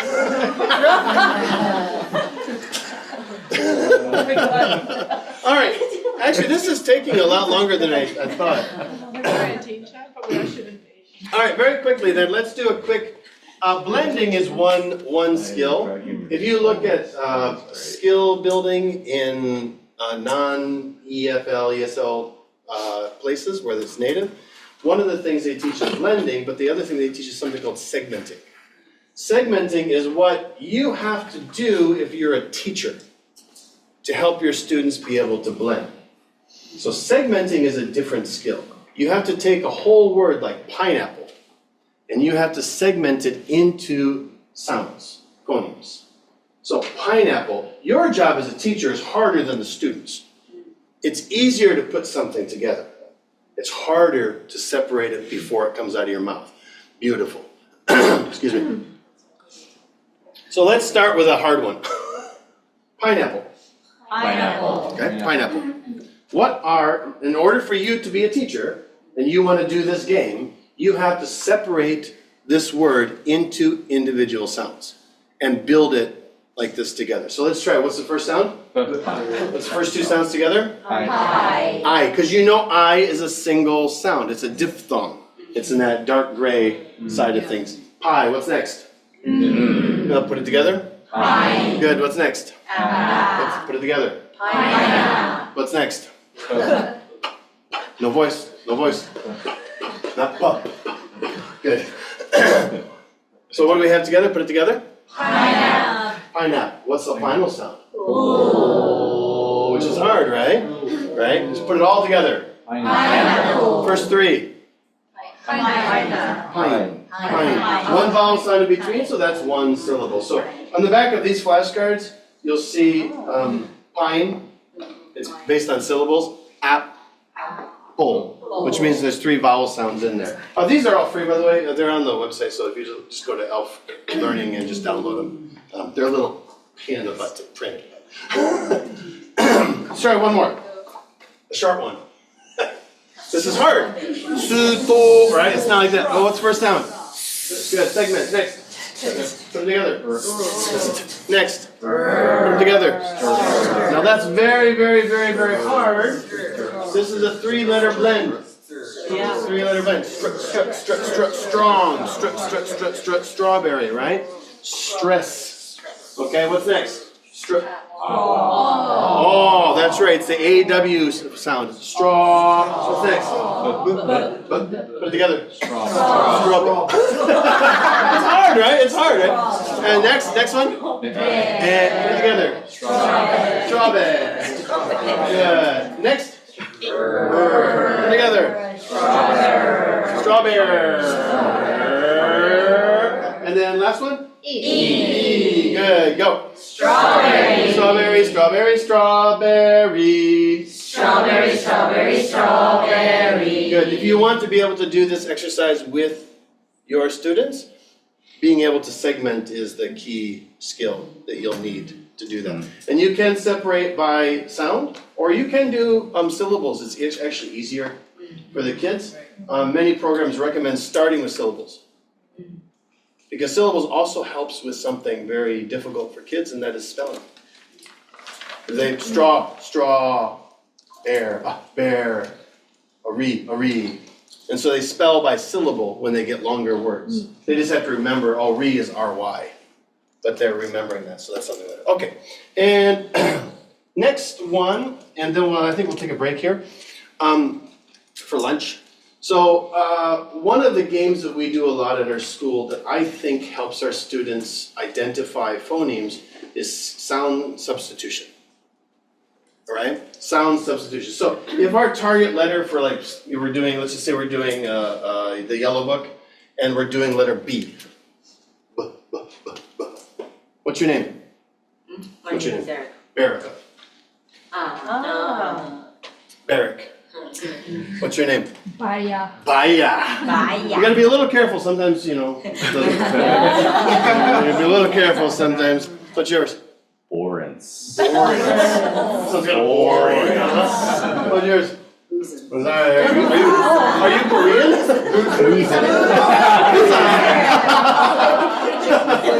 So you don't have, some kids are okay with it, some kids are not. So that's your decision.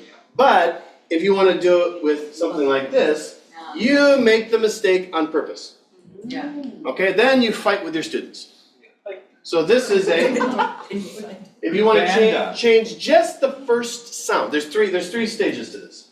Stage 1, initial sound, first sound change. This is a banda. Banda. It's a No? What? What?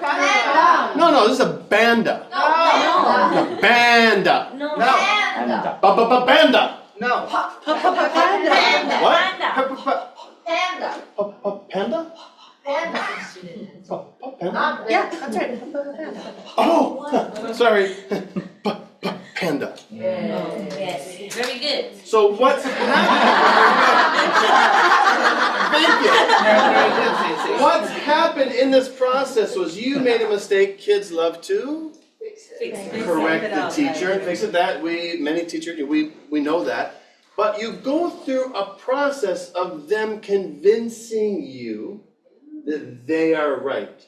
And then if they're not giving it, they're just yelling, panda, panda, you want them to isolate that sound. Like, no. Right? Panda. And the kids are, no. Panda. Then you lose. Right? And then inside you're like, gotcha. Right? I gotcha. So now what they're doing is they're isolating that one sound. And rather than going, be, boy, right? Then now you know they can isolate the sound and say, and And then if you turn it around, you can discover together, today's focus is, what we're doing, letter P. Panda, thank you so much. Let's do one more, okay? And you can flip through. So that's stage 1, is just change the first sound. The second stage would be changing a vowel sound. If you're focusing on vowel sounds. So what's the vowel sound of this? Mouse. Okay, this would be on our graph up here. I should have put it up here, sorry. It should be the gray side. Ow. It's a diphthong, two vowel sounds together. But I could say, what else? If I wanted to change the vowel, what could I change it to? Ooh. Ooh. Moose. Moose. I'm like, no, moose. What? That's how you say it No, in no, Norwegian. moose. Mouse. Moose. Mouse. Moose. Mouse. Ooh, no? No. Ow, mouse. Good job. Oh. Ow, mouse, okay, and show them. And then the third, actually, the middle one would be, you could do it in any order, but initial, ending, middle, or initial, middle, ending, changing, it's your choice really. And the last one, if I want to change cat, I can say, oh, it's a cap. Cap. No, cat. Cap. Cat. What? Cat. Cat. Not cap? No, cat. Cat. Cat. And then, cat, sorry. So this is just like, if you have any flashcards that you're using at your school, it does not matter what it is, you want to build phonemic awareness in your students. These are three simple, we didn't cover everything because I think it's time for lunch, but three simple activities you can do to take old flashcards and make them more interesting and more fun in the classroom. And if you do this with your students before text, when they get to the introduction of text, they already know the sounds. They can blend the sounds. And then the next step is just the connection between sounds and the graphemes, which, who said that earlier? Maybe. I thought I said graphing basically means a letter, okay? Or a letter combination to represent a single sound. So we'll talk about that in the afternoon, okay? All right, any questions?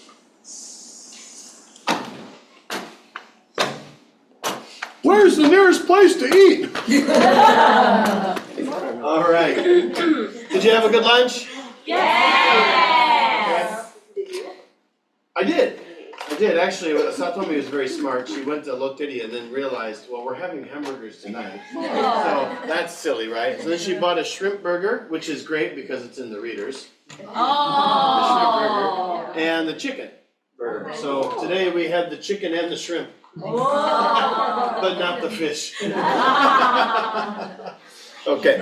All right, so this is basically the whole series up here. Does anyone know what year and what book was first? Book one, good. What's next? 2. It's the reader one. And then book 2, and then? And then 3. Reader 2. Alright. And then? Starter. And then? TRW3. TRW3. And then? Read right?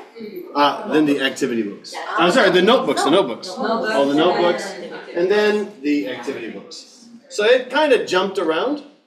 But when I first started, I wanted to make a basic phonics-based vocabulary book, and so that's where it started. Very quickly, my purpose. I'm going to turn this one just a little bit.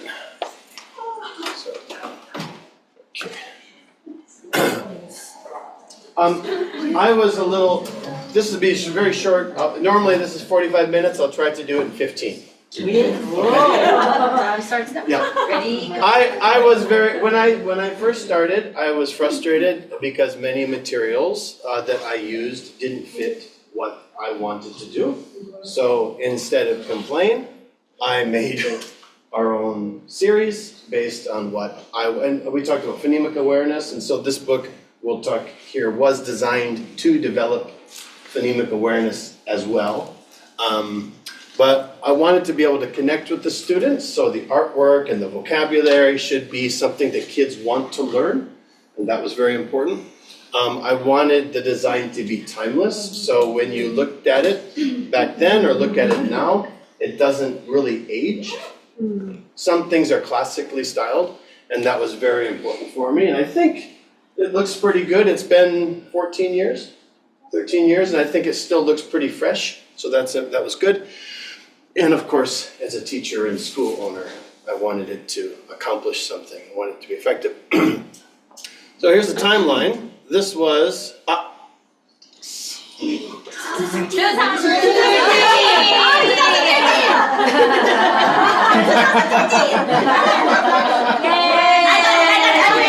Yeah, you get the chocolate. Yay! Oh, sorry, I ate the chocolate.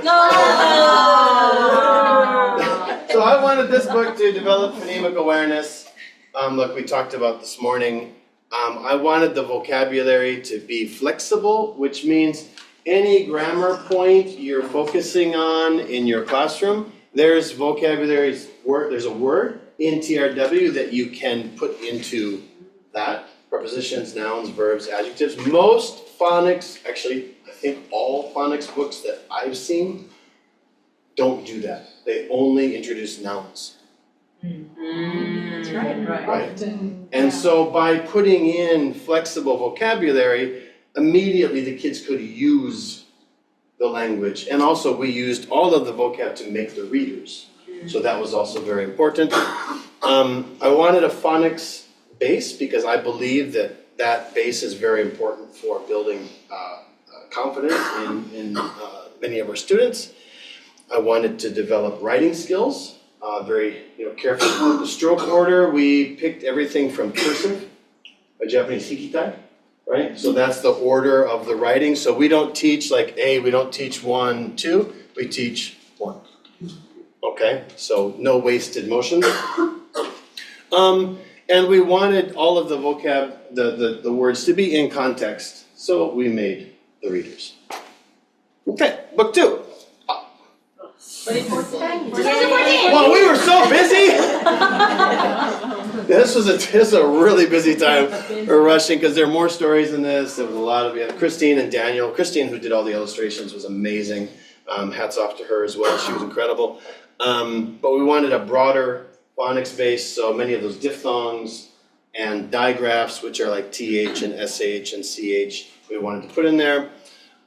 We dealt a lot with word agreement, so not just a single word, but big dog or 5 somethings, horses or something like that. So we wanted the kids to start seeing noun-verb connections, both in the book and with the comics. We put comics in this book, so it's very different. We wanted the students to be able to personalize the book, so when they open their book and the kid next to them opens their book, they look different. Because they can draw pictures or they can personalize their book. So this is my book, and we wanted them to feel that way. We got a lot of language concepts in the activity pages. So Joy, we were talking about Y ending. Please explain, everyone. Joy, why is it I fly, but E happy? Please tell everybody. Well, Y on try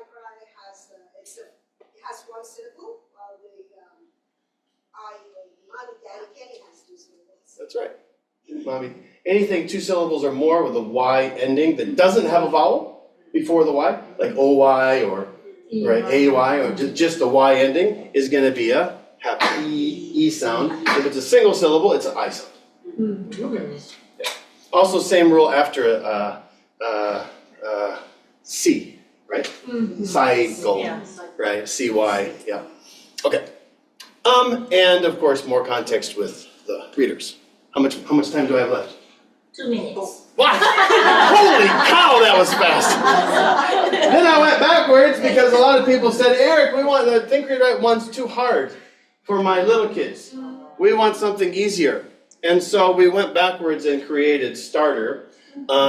This one was only phonemic awareness and only initial phonics, right? So that's different than the TRW one, right? Only the first, like we did the phonemic awareness. The Starter only changes the first letter and then focuses on the first letter.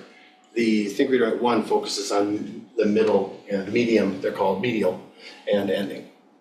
And then we wanted just to develop fine motor skills so that they could write, so coloring and basic stuff like that. Of course, letter recognition, things that do, and then both upper and lowercase. That was weird. Okay, then we have this bubbles card game. Does anybody use it? I use it, I have it. Yeah. I use it. I have it. You use it, okay? I have it. I have it. I have. But I don't use it. We don't use it very often, but it's a cool game. It's useful to have lying around. How's that? Very simple game, flexible, and highlights the sounds and letters that are in TRW. This is for book 1 and this is for book 2. And it's nice because the kids can manipulate the cards. And the notebooks. Oh, the green one's not in here. That was later, that's why. Sorry. We introduced the first 3. I wanted notebooks that kids could grow with. Right? And so they get the yellow one, and they're nice and big, and the space here between the second and third line is easy to write. And they get the next here and they get the red. I got the red one. And they open it up and it's different. I don't know if you guys noticed this, by the way. I'm sorry, I'm really proud of this. I just thought it was really clever. So see how big those are? Yeah. The last page. Yeah. The last page is actually the same as the red book. Yes. So the kids get excited about moving on to the red one. So we actually have to fix the blue one because the blue one last page is not the beginning of the green one. So it has to be done with the second edition. All right. We want natural line spacing and we wanted good papers. Kids erase quickly and we don't want it to tear. So it's very heavy duty paper. We wanted, of course, a connection with Think Read Write and want kids a chance to be creative. And I'm going to jump in here with a slideshow that Satomi made right after this. And we thought this would be motivating for kids to move up. Does anyone use the notebooks? Yeah? Is it motivating for the kids? Yes. Yeah? It is? Okay. They love seeing each other's notebooks too. Right? And they were, what'd you do? Yeah. And we use notebooks very differently at our school than, we use them a lot. And by say we, I mean Satomi. Satomi does an amazing, last year she gave a presentation on it. It's online, it's really good if you haven't seen it. I can show you where the link is. But I'll show you a few slides from our students today. And I'm not gonna talk so much. I'll just show you, and maybe Satomi can jump in and explain some of the images, but. All right. Well, there's a couple. I think I put this in there because it was funny. A red fox. Everyone read? The red fox eats big cockroach. Stinky burp. Stinky burp. The red fox eats a stinky cockroach. Stinky burp. So I don't know. Some kids are unique, right? Very good. And how about this one? The cowboy is bored. The cowboy is fishing. The shark is bored. I don't know, funny if the kid had wrote board, B-O-A-R-D. Like on board. Okay, and one more. The clean girl in a clean t-shirt jumped in the toilet. A dirty girl in a dirty t-shirt. Jump. Good job. Our students are strange. Just like the teacher. Oh, there's another one.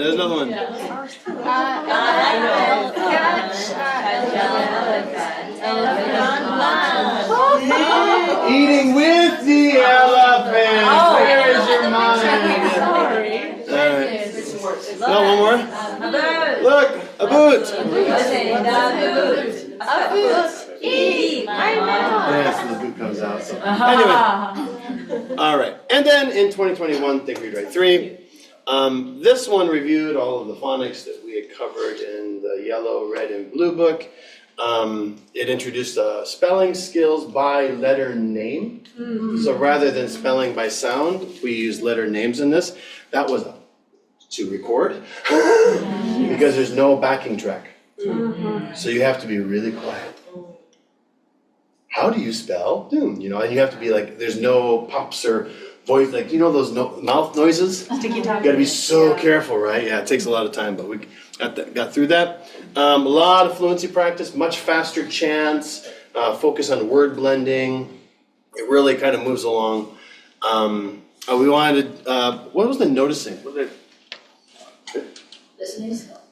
Oh, yeah, thank you. So we had the listening section where they had to notice the differences between two sentences and underline or circle those. And that's actually a really important step in using Think Read Write 3, is if you have them read and then circle or underline the parts that are different and then play the audio, it really helps. And then you can have a discussion sometimes with what's different.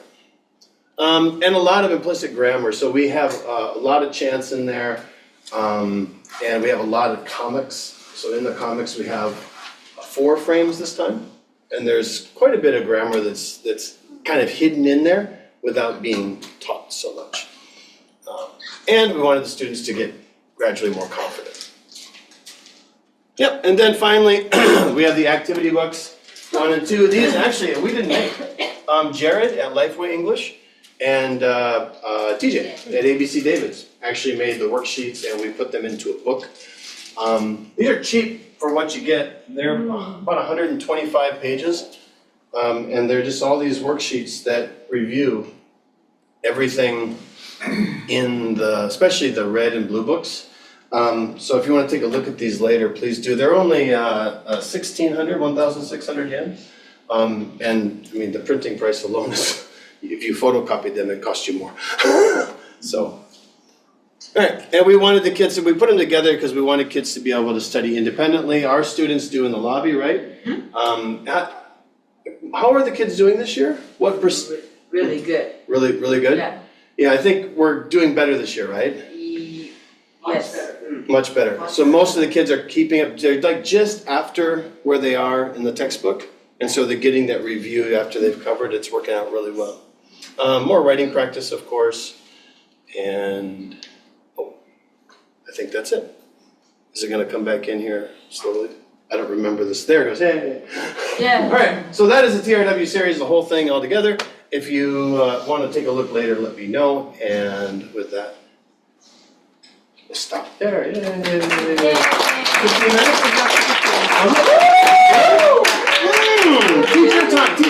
Teacher timer. Everyone has a teacher timer where you know what time it is. Yes. Right? You know, okay, I have, if you're a new teacher, you don't have it. If you're a new teacher, but I still have to do X, Y, Z, right? Yeah. Been doing it for a long time. So let me go to, here we go. So this is just, Satomi, do you want to say anything about this, or should I do it, or? So this is not a notebook. Yeah, these are just notebooks, examples from some of our students.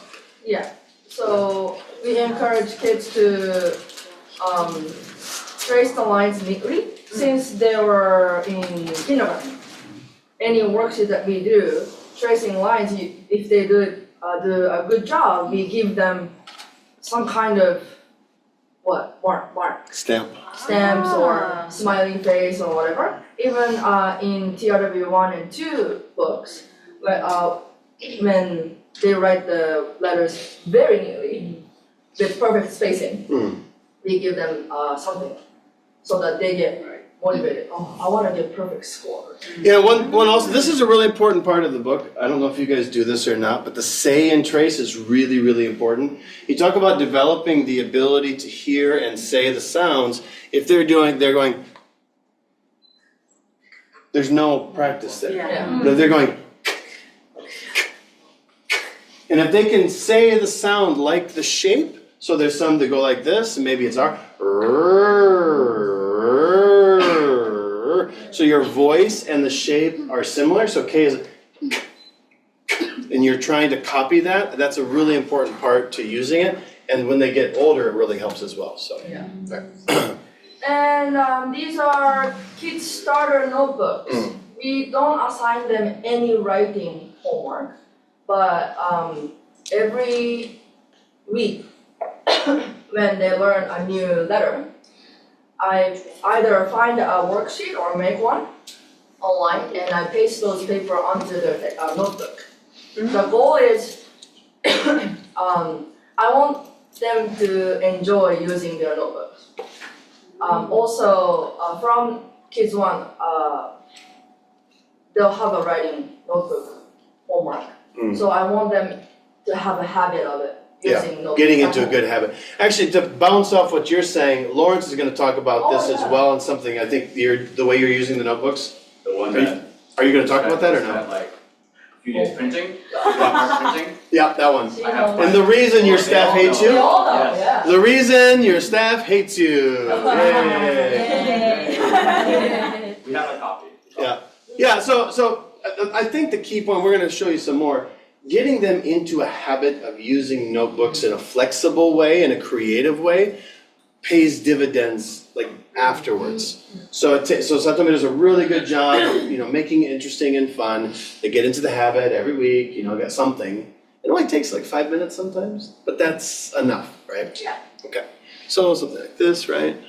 They get to be creative. They need to use scissors and glue sticks. And when some kids, this is a. I'm sorry. In some letters, I have stories that I tell kids. Everything is from Ruthie Ida. She's in Kanagawa. We should get all those stories written down and put them up on the site. Actually, that'd be a good idea. Kids love those stories, right? And the letter O after this line, O, letter O, loves eating. Erica! Yes! I asked the kids what did Call you O Orica. eat? And usually when we do O, it's about, it's around Halloween time. So there's jack-o'-lanterns and ghosts. What does O eat, right? Yeah. So. Matsuyaki, that's why. Tomatoes.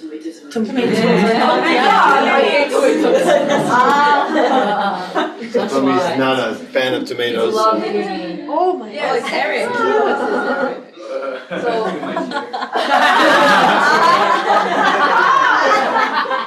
But anyway, Phil's sleeping in his car tonight. Dolly, you're welcome.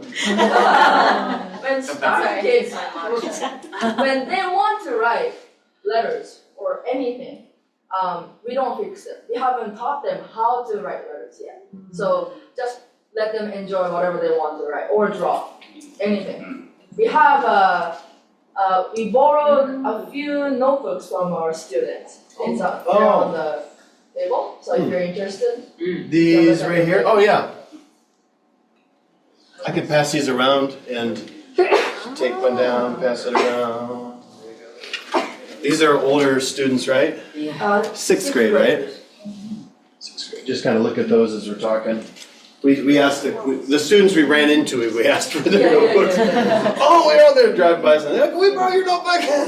They have their own way to enjoy notebooks. We see it now, finally, I think. Yeah, it's made a big difference over the last couple of years. Yeah. So because we do this in starter, it's so much easier now to step up to this level when they start TRW 1. So this would be like Ichinensei, right? Ichinensei. Just getting started, right? But again, I tell them about, I tell the kids for lowercase a, it lives in a first floor. The one-story building or two-story building or and basement building, yeah.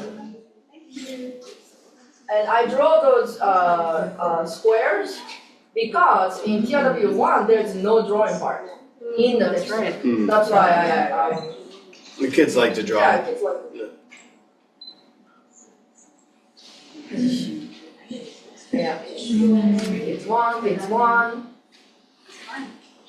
Kids 1 is the red book, by the way. So there'd be first and second grade, Ichinensei. Yeah. This is pretty impressive actually for a young kid, right? Block letters, that's... Erica writes comments on each page. For each part they write something. Yeah. Yeah, Erica's really good. Skip that. Yeah, sorry. Okay, the blue is, this is going to be kids 2, right? Kids 2. I asked them, as homework, I asked them to write the comic part.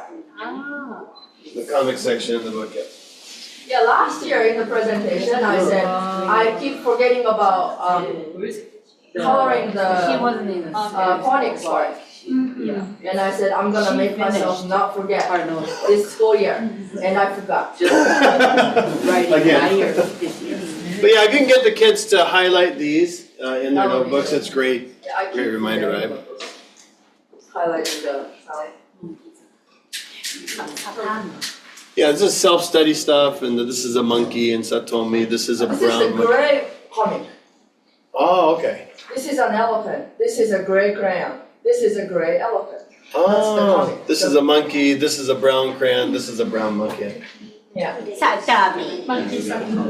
That's really good. The elephant wins the trophy. So this is just them writing the thing, but still copying the TH, right? So that they know. This, the sentence, we made it together in class using the flashcards. And I asked them to draw the picture of it as homework. Yeah, the nice thing about having different kinds of words in your flashcards, and for second edition, we're gonna separate the words so we'll have a little mark, so you know which one's a noun, which one's a verb, and which one's an adjective. So just by looking at the symbol, you can know like, oh, it's a blank blank, it's an adjective noun, and you can have piles of cards. It's a stinky teacher. Oh! Sorry, Meg, didn't mean to look at you.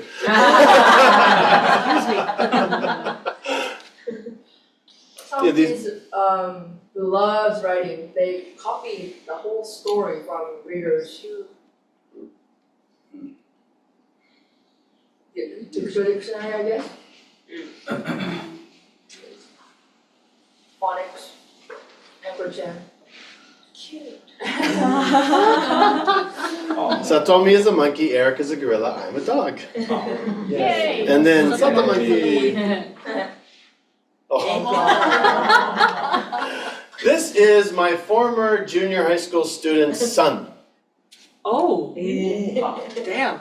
Yeah. Wow. Yeah. Hiroya. So picture happened first. And then a week later, he did this, it's not homework. He wanted to do it. He wanted to do it because, Cute. And this was interesting too, I like this one, this is in the green. She tries to find closest word that she knows Yeah. to be creative. Yeah, you are soft body girls. Yamanakai, right? I know, flexible, right? So she was trying to, but I like this process, right? She's trying to communicate something and then you go through, oh, that's not how you say it, how do you say it? Flexible, like, I oh, tell okay. them though, like, Yeah. oh, I do understand, but the I understand what you're trying to say. That's good, Yeah. but there's another way, right?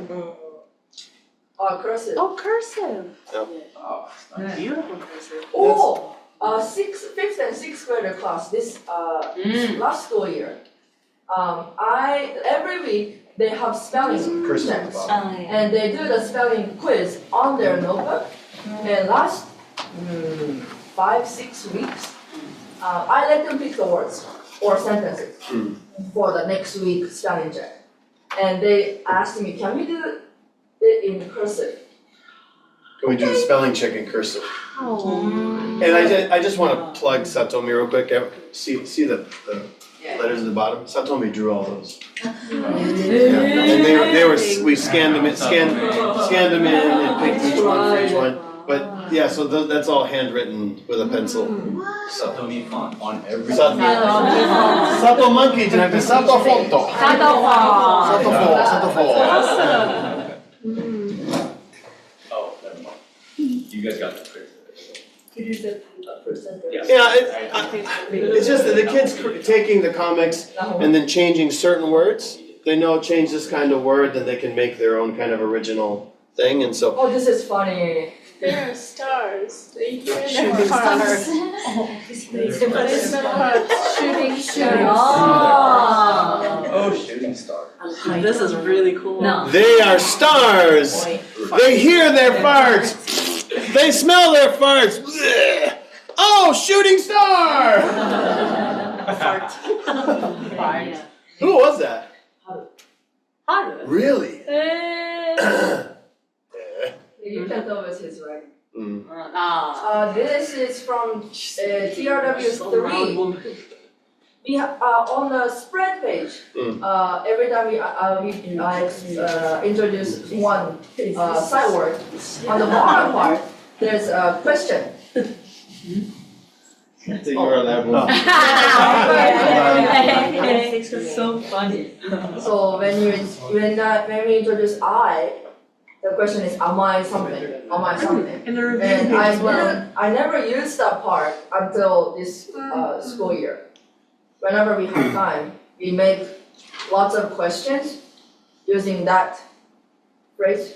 So they're used to doing this and they write the sentence they create, but then down here, this triangle means it's an adjective. So am I tall? Am I ugly? Stinky? Yes, you are. No, you're not. And so that's where that came from, right? So we come up with lots of questions, and as their homework, they write their answers. How am I assuming? Yes, you are. These are all self-study. Self-study. Oh, that's it. Jam up there. Jam. Yeah, we're jamming there with jam. Jam. Finish on a good one, all right. Okay, that's just a quick covering the notebooks real quick. Okay. All right, we're gonna take a break then real quick here. I think we just got from lunch. I don't wanna be too long because we're all sleepy after lunch. So let's go until, I don't know, between 15 and 20. And Lawrence, you ready to jump in? Yeah. Okay. Yeah. Lawrence will be next. So you're very, very lucky. Lawrence, everyone.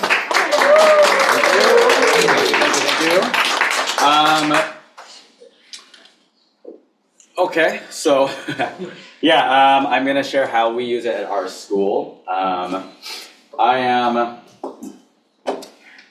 on like 4 cups of coffee today. And yeah, when I do presentations, like I've been doing, I don't know, about 2 years presentations, and like I see our kind of different presentation styles. I talk to Eric, and he's kind of not winging it. He does have a lot of it kind of in his head, but you know, he's very natural looking, right? I have about 1,000 slides that I'm just gonna go through. That's how I do mine. But yes, I haven't had any sleep this week, and I am on this, I guess, drug, I guess, that, yeah, thank you. All right, so goals for today. Just a general kind of overview, a bird's eye view of how we use the whole series at our school. Understand how TRW can be used at each learning stage. I use it in quotes because I don't really know what that means for me, but really kind of different ages, right? In children's development. I interviewed about 6 or 7 people here and asked kind of how they did it at their school as well. So we're gonna show kind of a wide range of how people use TRW. Some similarities, some very, very different. To all the new students, or not students, I'm sorry. Teachers? Teachers, we're all students, right? Oh. Yeah. Students of life. Yes. I wasn't sure about the audience. I thought we might have some new teachers. Who is using TRW for the first time, maybe this year? Or very new to TRW. Okay, so we have a few. And so I thought maybe having a ideas for how to plan a curriculum might be good to anybody new using it. And then for all the oldies, all of us, something I learned this week, kind of talking to everybody, that was very comforting to me as an owner, as someone who's been using TRW for this long. I'll share that at the end. But something that can bring us all kind of a little bit of comfort. Right, so a little bit about me. I've been in Japan and teaching for about 18 years. I opened our school 10 years ago. 10 years ago, and since day one, we've been using TRW. Nice. Yeah, before a lot of this stuff came out, I think maybe even way before TRW3, before the notebooks. We tried many course books throughout that 10 years, but TRW is the only one that stuck. What else? I enjoy walks on the beach. Whiskey on the rocks. Better with Jan. And I can smoke a steak with the best of them. Sounds like walks on the rocks Yes. and whiskey on the beach with young. Anything with Jan. Anything with Jan. And yes. After finding this group as well, we have, I found a new hobby of barbecuing and smoking with. You find a lot of people really good at that. And something else, I was bald 6 months ago. Oh, and I thought this would have been impressive until Will showed up and that beautiful lock of hair. All right, so enough about that. This is how we use it at our school. So we've been open since 2015. I'll show this at the end as well, and everybody else, but just a little profile. So we're in a rural part of Gifu. We do 43 lessons a year and 50 minutes a week. If you want the slides, I can give you the slides, but I'm not going to kind of go through every year, but you can kind of see how we progress through here. We start from kindergarten 3, Nencho, up until about 6th grade. So I will go into detail by each one, share kind of what I think at each stage, each age, and how we plan activities, and show a sample activity for each one. In the beginning, so kind of Nencho Ichinensei, this is just introducing the concept of reading, and so I won't repeat what Eric said because I can't. But we are just, they're very new to this, and I think implicitly, our gut, we know what the kids can and what they don't get. So we're just introducing letters and sounds here. Years 2 and 3, we use this for 2 years. But that's where we kind of introduce how to blend letters, and then we do much more practice of that. 4 and 5, we're still kind of continuing from there. But at that point, we don't want to do more input and input, we want to do much more output. So we do more, we use that and do more projects. Okay, so in our first year, this is kind of Nencho and elementary 1st grade. We still consider it like a kindergarten class. So they're still playing in the beginning of the lessons. Maybe they can use a pencil, maybe they can't, but some kids don't. They eat them, they lick them, stick them in their nose, right? Some kids are ready to write. And when they are, we do the same thing. We'll give them a notebook and they can do whatever they want. We'll give them some homework. But really at this stage, we just want kids to have fun with letters, right? We're replacing our kindergarten vocabulary cards with letter cards. And where does that go with that? Okay, so this is just an example. This is towards the end. I don't know, do you have, can I borrow a starter book, Eric? Yeah, please. There you go. Who uses a starter? You're very shy over here. Not really. These guys are very like, oh, nobody in the middle. In each unit, every unit has this page, right? And we never thought of this as reading. It's more recognizing. Eric, was the point really just can you recognize B's and D's, more letter recognition? No, that was actually both. Sorry. Recognition, but also we wanted them to be able to sound those together. And from unit 3, I think? Yeah. 3 or 4, all of them are actually words. So they're reading words that have meaning. Right. From unit 3 or 4. So sound blending, yeah. So if you look, what is that? Unit 4, they have pig, elf, and egg here. Pig, elf, egg, on. I think op is the only one that's not. On, red, pig, elf, and egg. Yeah, and I think originally when we first started using it, it was, we did it with that intention, like can they recognize the letters, B's and D's, but we found naturally they were ready to start reading them, right? So, I don't have our actual original ones because I adjusted the images so much I don't know if Eric's gonna approve, so I'm hiding that one. So I'm doing a kind of a quick version of what we normally do. We have this, just a keynote or a PowerPoint presentation that we do with the kids. So, okay, everybody, what is it? Pig. Pig. In. Gorilla. Good, everybody, what's this? Sorry.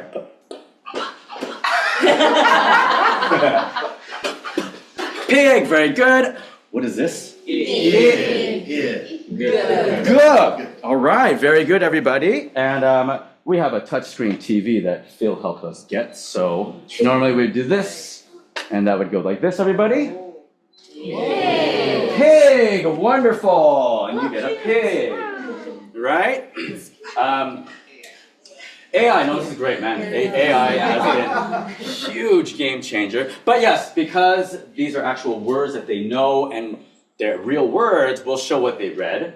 But since the idea is they're blending, combining the letter sounds, next, I spent hours and hours doing this where we combine the pictures together.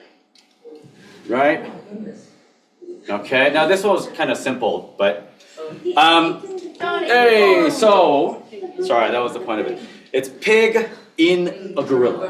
Right? Pig in a gorilla. All right. In a gorilla, and then we come here. So same thing. When we got kids, when they raise their hand, this is when they know to say, show me please. Right? So everybody. Show me please. Hey, there you go. So Canva. I used to spend hours and hours trying to Photoshop all this stuff, right? Now Canva, in like 30 seconds, we get something like this, right? So let's try one more, okay? Fox. Very good, everybody. What is it? Fox, okay. Show me. One more time, everybody. Show me. Do you want to see a fox? You want to see a fox? Yes. There's your fox. Hey! Sexy silver fox. Where's the T-Rex though? Wasn't it Fox on the Rex? T-Rex. Later. So like that. They don't know that they're actually reading. They're putting the letters together. They just want to see that kind of picture, and then until they say what I want them to say, I won't show them the picture. But we find that that activity is really popular with the kids. We do it at our observation lessons with the parents. And it's really impressive because the kids are very, very engaged. They're yelling out letters and they are reading. All right, so moving on, this then becomes our second year. Once they are very comfortable with letter sounds and the phonemes and the graphemes and a little bit of blending. Here, we assume that they kind of understand that letters go together and make words, right? And so for here, we go into that much more deeper, okay? Now we are just doing loads and loads and loads of activities. Reading activities. So they can have the more challenging reading activities. I think at this point, kids feel more pride in their English abilities. It's not just playing with the kids. They understand that they're going to English class and they're learning English. The other friends aren't, right? And like Eric and Satome said, they personalize much more, right? So here, I think this is where we all know what we're doing here. It's just flashcard games. We have these reading rods that you took today. Saya, Kaidi took those today, right? If you don't know what these are, she has them. Yep. Just games. We have these. I think there's a set over there. And if anybody's using Gamerize, yes? Who's using Gamerize? Who's not using Gamerize? Why not? Yeah, it's great. I mean, it's you do all of this work, getting the kids motivated and excited, and then you give them Gamerize, and you could have done all that in like 2 seconds, right? But it's just here, there, wherever. You're just getting them practicing. Okay?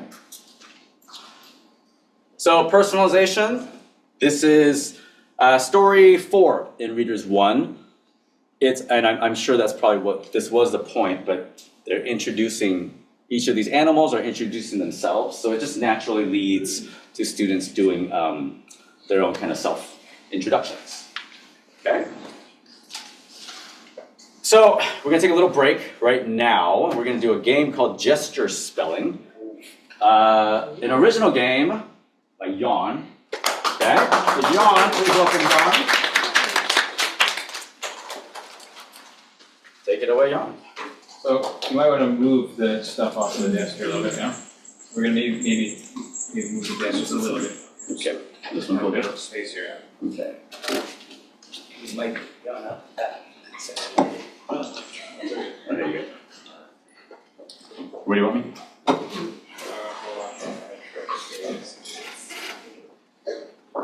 Does that work?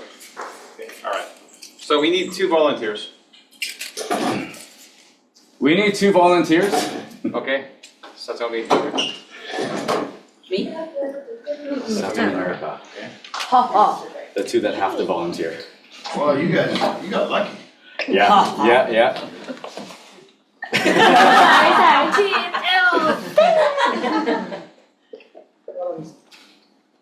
Here you are. Thank you. Here you are. Thank you. Okay. Okay. Alright, now. Oh, we're doing the gestures? Yes. Okay. Okay. Okay. So, here let's. So, let's see here, really.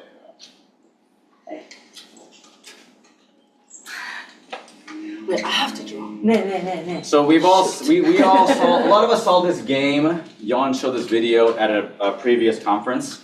And it's just, it's a huge hit. It's fun, the kids are enjoying it. You're very lucky that we get to actually play it today. It's always just a video. I hope we get to get Jan's very infectious laugh as well.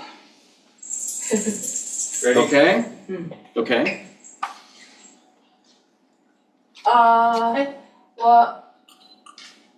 What? Oh. What is it? Ah, I know. Okay, next. What?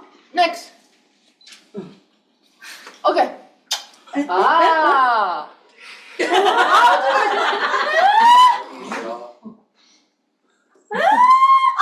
No?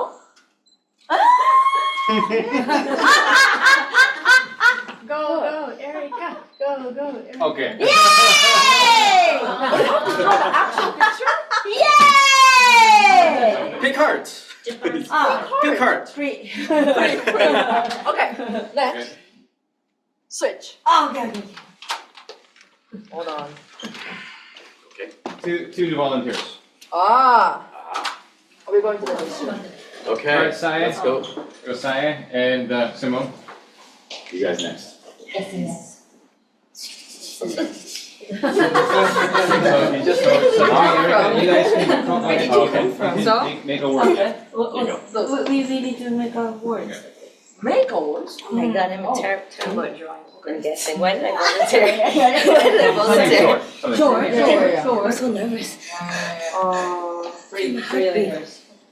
Normally when I do this, I have cards that have the words already, and the kids just have to choose the Oh, you mean the pictures are like lined up in words on the card? No. Like they see the word, and then they find the card so they can gesture what you. 3 letters. No? The letters are just. Oh, really? Okay. Is it okay? Oh, it has to be. Okay. Maybe. That's fine. Tell me that's okay. Don't tell us the answer. That's But okay. it's That's okay. Okay, got it. Okay, ready? No sound. No, just gesture only, right? Quiet. What?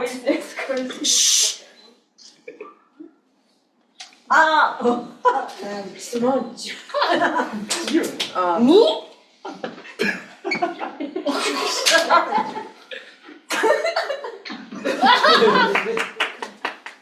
So. See? Good.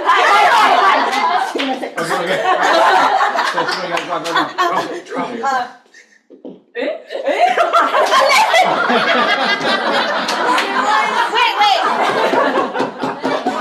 She was so happy to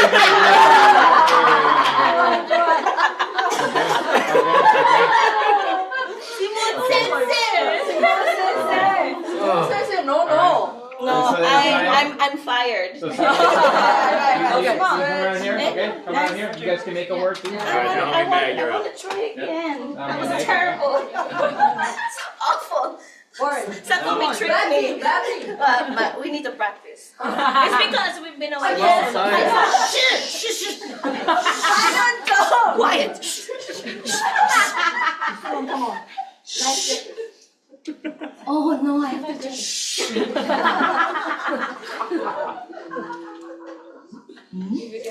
No, where did you find it?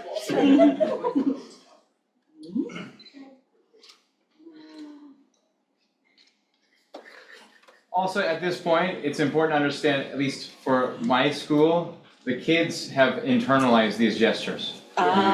They all recognize, we consistently use the same gestures every lesson. We do a warm-up, like it's kind of a little dance that we do at the beginning of the class. Yeah? question about that. What's the difference between car and van? Small. We have. I go car like this, and van is more like this. I do. It's more of a full body thing like this, right? Small and Yeah. big. Not car and Okay. van. A truck driver in them. Yeah.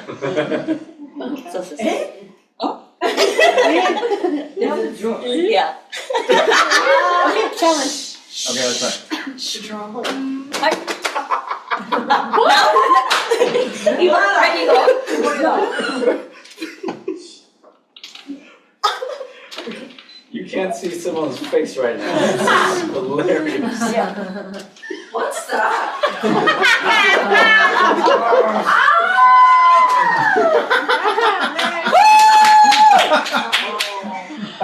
Yeah.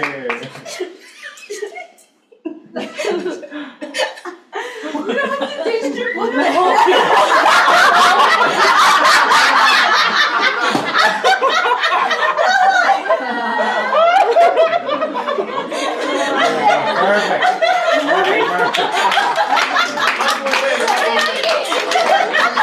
All right, let's do one more. Anybody else want to try? Wow, no. That's funny. Who is that? Can I get my staff to come and do this? All right, Tiffany. Tiffany, come out here. All right, Tiffany and Bobby. You want to try Bobby?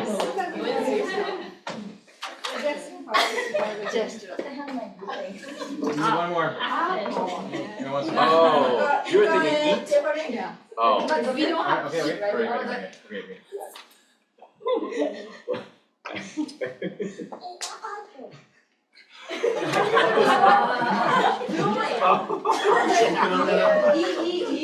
Okay, Simone. Me too, that's why.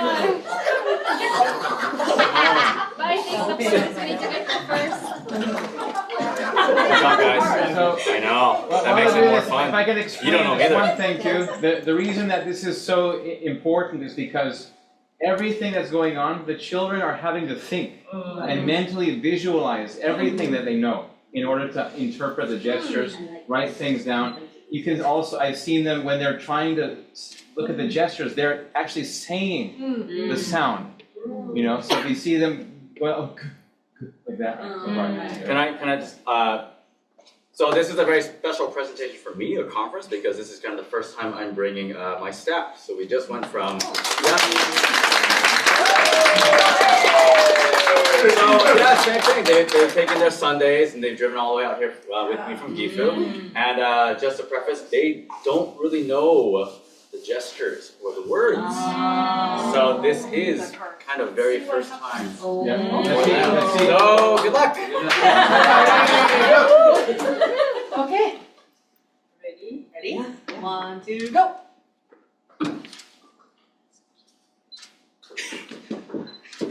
Okay. Oh. It's a gift?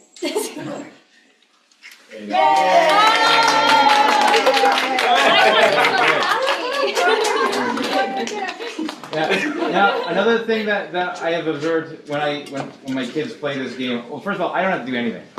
Yeah. I can stand back and watch them, and when they see their classmate at the board actually write down the word correctly and do everything correctly, like they're so pumped, man. Like they're just, so,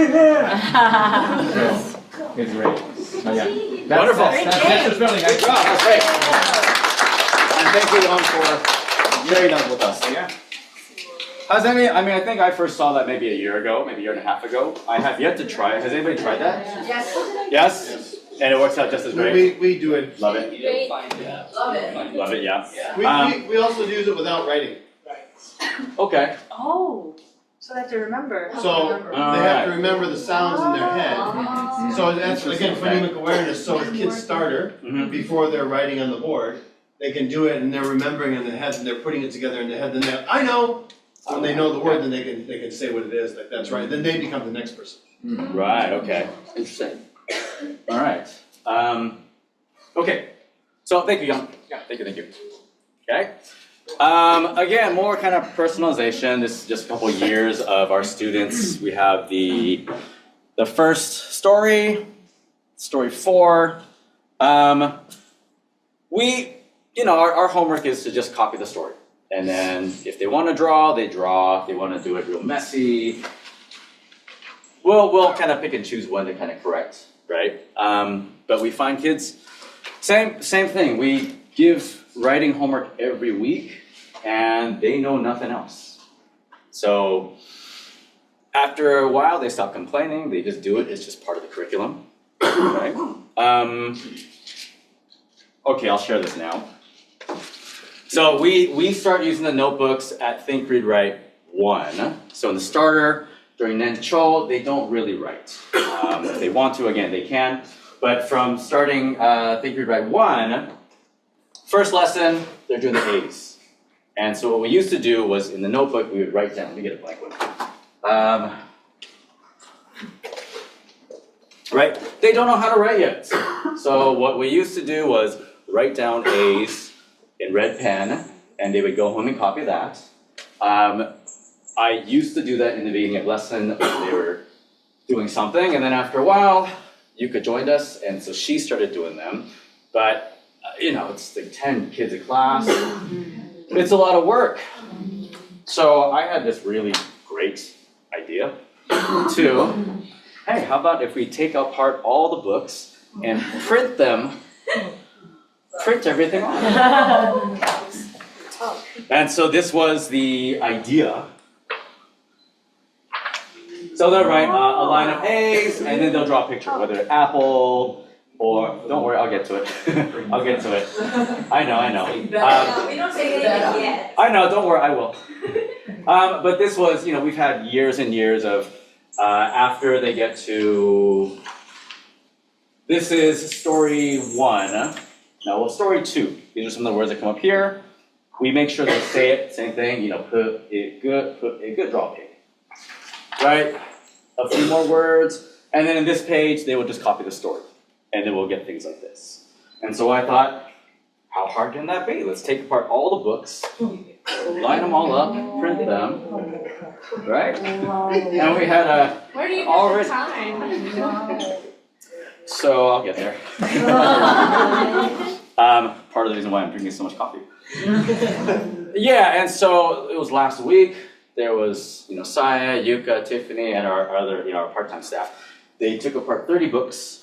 It was like, I don't know how many, 1,000 pages, and they printed out page 1 and 2, and then the printer kind of started breaking apart, and the ink was this and that, and they were just pissed. They were so mad.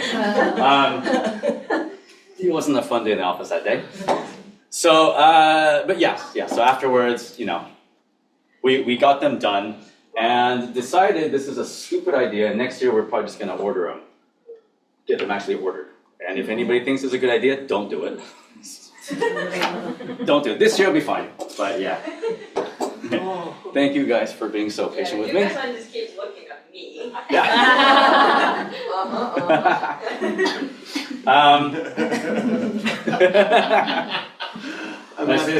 It is my public apology to my staff. That's right? So we have them do notebook homework basically every week. Then yes, after we finish book 1 and book reader 1, this is we're now at year 4, right? So at this point they have a pretty good reading base, and so now we're teaching diphthongs and digraphs. Yeah, we're teaching diphthongs and digraphs, and we're getting to longer stories and longer words. Watch out, Phil.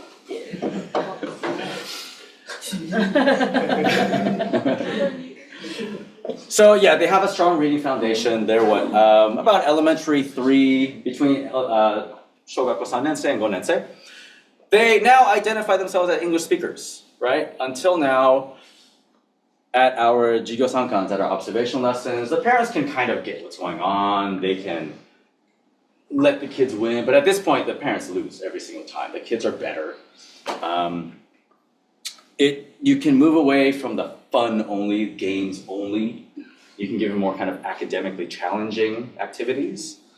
And at this point, yeah, we don't need any more input. Let them express themselves, a little more output.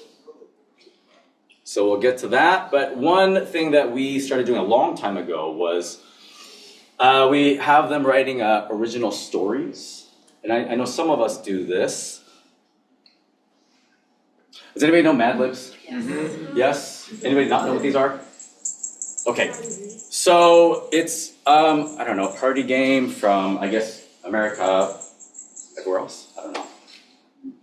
But generally, you start off with this page of, you know, adverbs, adjectives, and you just fill out words, right? Somebody gets to fill out words, and then you'll read a story, but you put those in, and you get a funny story. Everybody has a laugh, it's fun, right? And so, I did this for ours. Oh, okay, so before I do this part, this is a message to myself, because I knew I would forget this.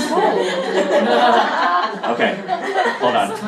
I would have, and you guys would have seen what was going on. I'm just gonna close off, right? Okay, so, I need everybody's help. From the audience, I need an adjective, and forget that you're not elementary school kids, let's have fun as adults. I need an adjective, and preferably something non-flattering, but expeditious. Expeditious. What else? Give me some more. I don't know what that means. Something else. Give me some more. Pretentious. Pretentious. Keep going. Unflattering. Unflattering. Not so college level, maybe. Ugly. Ugly. Okay, let's go ugly. We'll do that one. All right, I like that one. Okay. Cool. Ugly, and then one more. I need a noun, just a noun. Something maybe a little embarrassing, but safe for the conference, safe for the people at home. Bikini. Bikini. Okay. Was that wonderful? Drawing. That was We yes. started a trend. At least it's a lower. Nahomi's not new. That. And that always didn't have a bikini. It was a bit more. It does kind of. It was Europe. Yeah.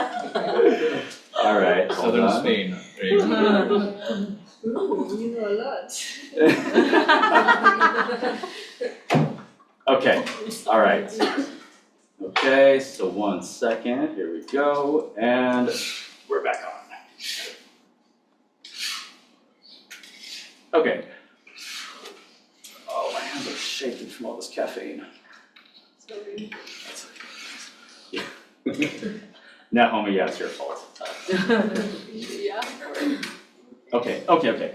Right, okay, so we're here. Thank you. We ugly, right? We did ugly. And bikinis, okay? So, what movie is it? Sixth Sense. Sixth Sense. And has anybody not seen the movie? Okay. Well, it's like 20 years old, so I'm gonna ruin it. That's on you. What's the famous line from this movie, right here? I see dead people. I see dead people.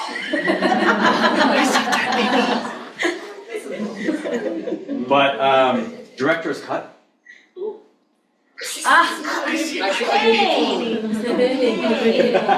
Lawrence, Hey. I see you.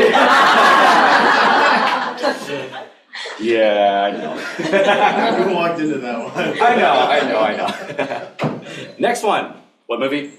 Back to the Future. Back to the Future. What part? That's number 2, I think. That's number 2. Yes. What's the line right here? That's his mother. That's not his mother. That's Jennifer, his girlfriend. His girlfriend. Oh my God. Does anybody know the line right here?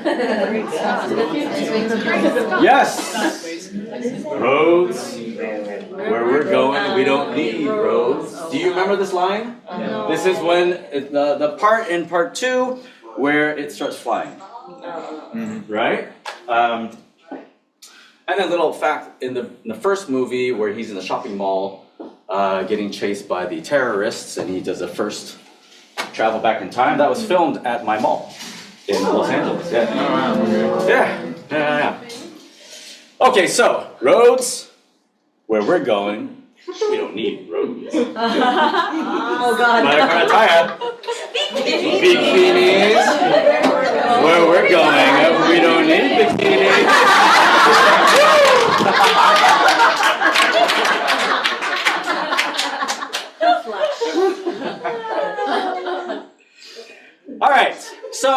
I mean, this is, fun. We all kind of get these. I thought more people would know this quote, sorry. But we do this for all the stories, right? So all the stories, I went and kind of circled, not all the nouns, not all the adjectives, but kind of the main ones that would kind of help make the story a little bit more fun. I did it about 5 or 6 years ago, had very different symbols, stars and different colors, and Eric went and kind of made his own symbols. I had to redo them all. Thank you, Eric. But yes, so we had this. Drop the egg, pig, yells a cat. He drops the egg. Crack, crack, crack. The animals stop. What's in the egg? It's a dragon, run! And the best version we have from our kids, and this was completely unprompted. I don't know where, I'm sure his mom helped him, but this was maybe either spring break homework or summer homework, winter homework somewhere, but this kid, 9 years old, came out with this, so if anybody could read this together. Drop the butt! Yells the duck. He drops the butt. Crack, crack, crack. Who's in the butt? The animals stop. What's in the butt? It's a cookie! Anyone else disturbed about the use of butt and crack? Yeah. Yep. And this kid knew what he was doing. Oh yeah. Yeah, he knew what he was doing. I may have taught butt crack, I don't know, but this is it does kind of fit with the whole elf feel, right? Elf approved. I mean, this is as personalization as you can get, right? Absolutely. Right? Okay. So that was just something else we do with the older kids. Now we're going to go into our presentations. Yes. So this is story 11 in Readers 2. And I know this wasn't the intent, but do you mind if I ruin stories 2 for you guys? The book? No? Has anyone gotten to the end yet? So there's a little bit, they're doing the ow and the ow. This is the ow unit. And so they're trying to catch something, and this is how you do it, right? 1 cup of this, 1 cup of that. But I thought this might be great for students to use their tablets, look up some recipes, and do a presentation on how to make something. All right? Hello, welcome to Cafe Buffet. Sorry, I want to set that up.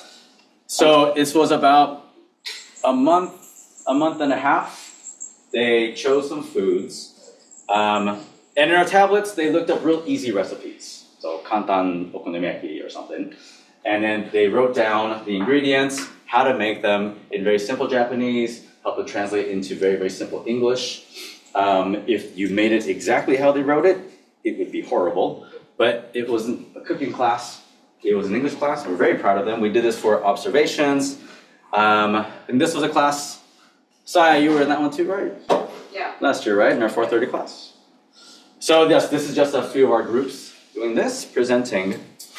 Hello, welcome to Cafe Buffet. What do you have? We have carbonara.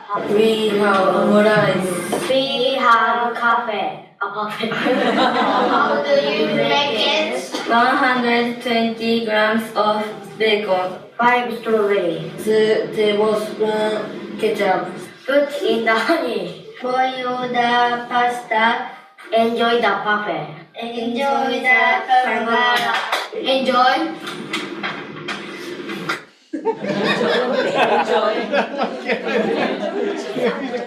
And that was his best take too, right? But yes, I mean the important part is. His smile, him. Yeah, he lost all joy in life about 2 years ago. But I think the important part and the whole point of this is they chose it. They did a lot of the work. We give them a framework, but they fill in all the details, right? And this makes it much more fun for them. Okay, and then that was 2 years ago. This year, we dabbled a little bit in kind of Canva, letting them help design a little bit. And so during our, well, in this case, they just picked the photo, and then I did a lot of that. But the idea for this upcoming year is to teach them a little bit of kind of how to design a little bit, right? And so during our observation lessons, they had this on a tablet, and then the parents came to their group, they explained how to make it, they went to a different group. It was fun. In Think and Write 3, the last unit, they go into have, has, can, and can't. A little bit of that. And this was Saya's idea, right? And so the students created a AI-generated animal in Canva. And so we did all the prompts in English. I forget what it was, but mix hamster and turtle into one animal. And then they got to choose the animal, saved it, and then they wrote a little bio about it, right? It was fun. It was really, really fun. Kids got really into it. And okay, so again, for the homework, they kind of wrote it on themselves. They have their picture dictionary, and then they kind of drew a little, amalgamation of their animals. So we did that. Then a couple classes where they were doing it on the tablet, and this is. I have a cat. This is cat in box. It's down and hop. It's three. It has short tail. It has a long tail. It lives in a forest. So, obviously hamster and turtle, cheetah and eagle. Man and a tiger? Yeah, a tiger and what? A man? Not a man? What do you guys think? Not a baboon. Kangaroo. Nope. Oh my god. Wolverine. Nope. Saya, what is it? This was your class? No, this is. Oh, it was my class. No, it was a tiger and a penguin. Penguin? No way. Yeah, so a little. That was it. Yeah. I know. Yeah. Not enough penguins. Too much tiger, not enough penguins. So, and as the kids get older, and especially in this age of AI, instead of shying away from it, we let them use AI in creative ways, use a tablet in creative ways, but still kind of encourage that personalization in the English. Okay, so now going to this other part. This is, we've been using TRW for 10 years. It's changed a lot over the years. So I asked a few of you guys here, a few other people, how they use it in their schools. And something interesting I found, we've been doing a lot of, how to run schools and different conferences. And for the past 5 years, a lot of talks on business this, business that, business this. But this was the first time in a long time I talked to people about the curriculums. And so it was very refreshing, and I think today Eric went back to the basics of phonics and what are phonemes and graphemes.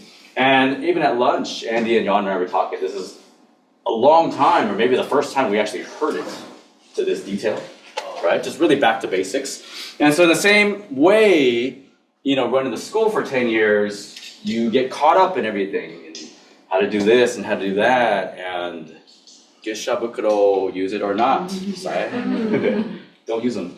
But going back to curriculum, this is kind of where it all started. And so it was really nice and refreshing to kind of go back. So again, if you want, I have a disclaimer. These aren't my schools, right? I don't represent any of them, so I can't and won't answer any specific questions about the following curriculum, right? But most of them are here, so if you buy me a drink, then I'll point them out to you. Are we all here? But just kidding, I'm driving. He just wants beer. I want a whiskey. On rocks. On rocks, yes. Yes! On the beach. I remember on the There you beach, go, yeah. on the beach with no Ron. bikini. Yeah. Sorry. No, it's not, I never wear bikinis. In an ugly bikini. Just kidding, yes I do. Right? Okay, so e-kids, yes? Who's that? Who's e-kids? Half of everybody here. So, again, if anybody wants these slides, I will get maybe permission first, and then just let me know. But this just kind of briefly how people run this. They've been open since the year 2000. Wow. Years. Yeah. Yellow Banana Academy, this is Naoko down in Kishiwada, right? She's been open since 2009, so she is amazing. She does, everything. I take 2 years to do it, she does it in 1. Wow. Yeah. And I think plus other things that she's doing, right? But she also has extra support before and after lessons. Yon's English School? Yes? This is how they use it as well. I do use the readers too. Okay, Yeah. okay.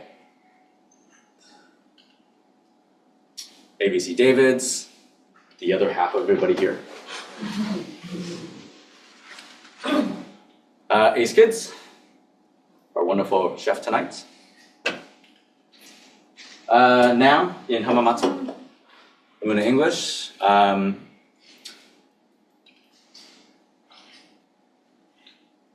our lovely Taya, with the wonderful demonstration of how to not have a bikini. And a very, very, very dear friend of mine, she helped me out at our school for the past year, and just opened up her school.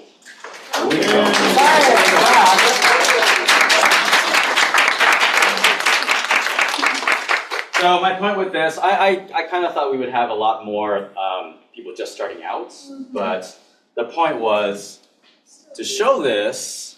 I think it did help me a lot as well, just to see kind of what other people were doing. But whether you started off in the year 2000, when Saya was 4 years old, or if you're starting off just now, right? It really is, I think I have it summarized here. Yeah, for anybody starting out, TRW can be used with just about any curriculum. It has just enough support, but leaves just enough freedom for you to kind of adapt it to your needs. And for all of us, so the big thing that I learned this 2 weeks, is none of us are really satisfied with what we're doing. Like we figured it out to a certain point, but we always want to kind of improve it. The talks I had with Andy and Jan, everybody, nobody is like, this is how to do it.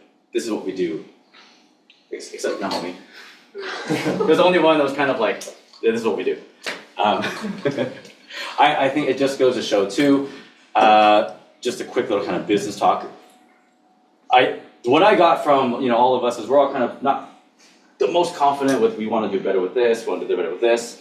ABC Davis is cut from a different cloth. They have they know what they're doing. They have they sell their thing in a certain way. I think there's a little bit of confidence there that some of us feel like we don't have. I think they're always improving their stuff anyway. And please correct me, because I'm just rambling now.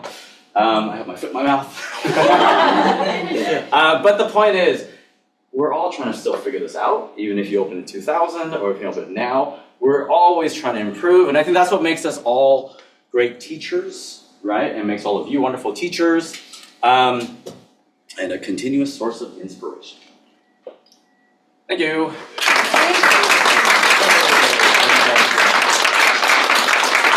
Awesome. More going, everyone. And thank you to everybody who helped me prepare this presentation. Yeah, that was great. Thank you. And Jan, also, thank you for. Spring is here? Yeah!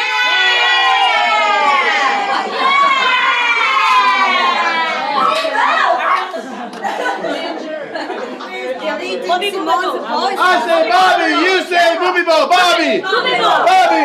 I say Bobby, you say Booby Ball, Bobby! Bobby! Oh yeah! Come on, Bobby. Oh, okay. I need to see you. I got this like this. I got Satomi. Does everyone else stand up? Satomi's dancing up here, so. Yeah, I practice every day.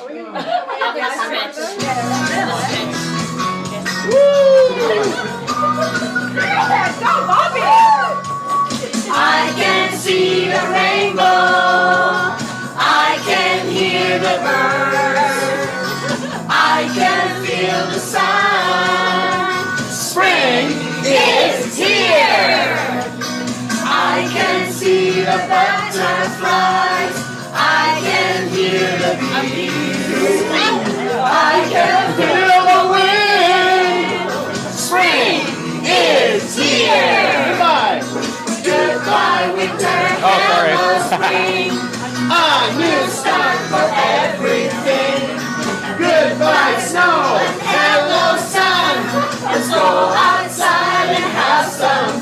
ready to do the dance?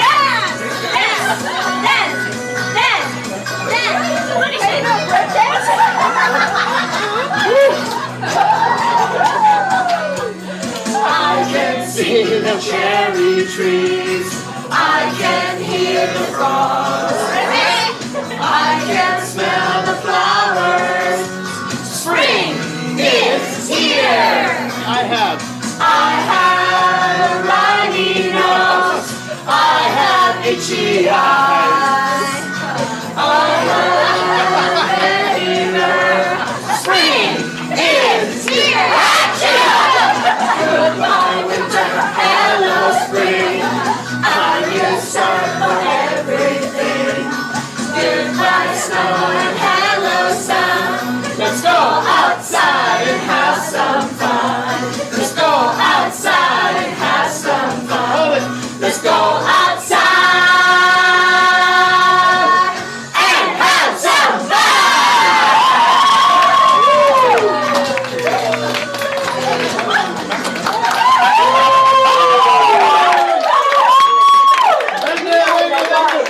Elf Kids dancing!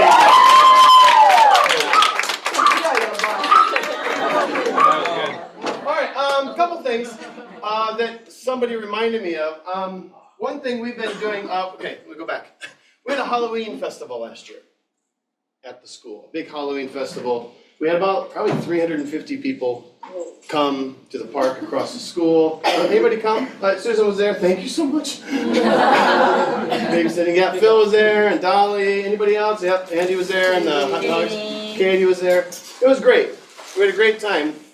One comment we got from another teacher who was there was during story time, when the story time was only told in English and the students didn't know the story. Another teacher's like, they watched it 2 times. Nobody said, "Look on nine." Everyone was listening and trying to understand. They're like, "I've never seen that." Oh, they were so impressed, right? And Erica just reminded me, maybe one of the reasons that happens is because our kids are constantly confused.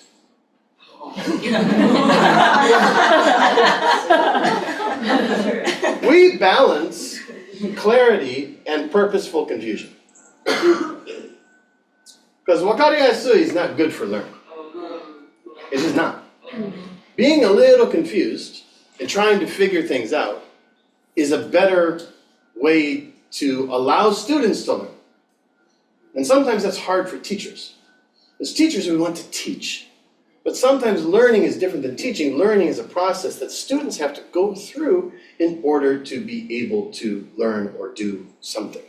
So, one of the reasons I think it's made a big difference, we've always done it, but Satomi this year in her class has been reading a picture book every 4 classes, right? Every 4 classes, there's a picture book she picks, and then the first class, you just talk about it, right? Look at the picture, we talk about the book together. Yeah, kind of flip through it, look at the photos. But don't read it, right? Don't read it. Second week, they've seen it, they know it, they've been exposed to the content. She reads the book. And then kind of over, explaining things and helping them understand what's going on. And then 3rd and 4th week, these, right? Well, yeah, it depends on the story. Yeah. She makes flashcards using Canva, which Lawrence was used earlier, right? Right now. Just, little flashcards that she's made for each book. All right, we have 4 of the books here. And the reason I'm bringing it up is because any of the stuff that we've made, if you want it, just ask Satomi and she'll send it to you. So if you want to do something similar in your class, you have time, you want to do Froggy Gets Dressed, you don't want to make the flashcards, they're made. Okay, and we think that this has helped. So the way our system goes, this is the second thing I wanted to say before we continue. We have a little different system at our school. Some people know this, some people don't. Our school is a box. Office is here, lobby is here, room 1 is here, room 2 is here. And our classes for younger kids, kindergarten and elementary 1, or I guess our Kids 1 program, they have 75-minute classes. And the older kids above that have, Is that right? Yeah. Yeah. Yeah, kids 2 is 90-minute classes. And we don't have them go to one classroom, we actually do a rotation. So the kids come in, and then they go here, and then they go here, and then they go home. Okay, so we spend about 10 or 15 minutes in the lobby. We move into the communication room, which is basically no writing, only ears and speaking. That's 35 or 40 minutes, younger kids or older kids. And then they move into Satomi's room, which is called the skills room, and that's 25 or 35 minutes. When they move into here, the first thing she does is has a snack time and story time. So the kids sit down, they each get a small snack, they're eating, and they focus on the book.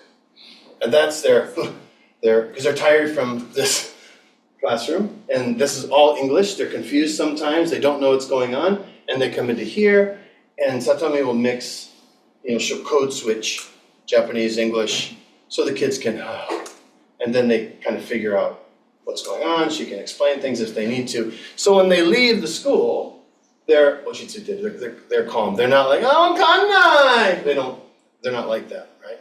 Because they've had that confusion, a little confusion with the story maybe, and just, but then like she'll give them the hints, and then they leave and they know what their homework is and what to do. So this is our system. If you're curious about it or want to use something like this at your school, please let me know. But those are the 2 things I wanted to start with. Any quick questions now?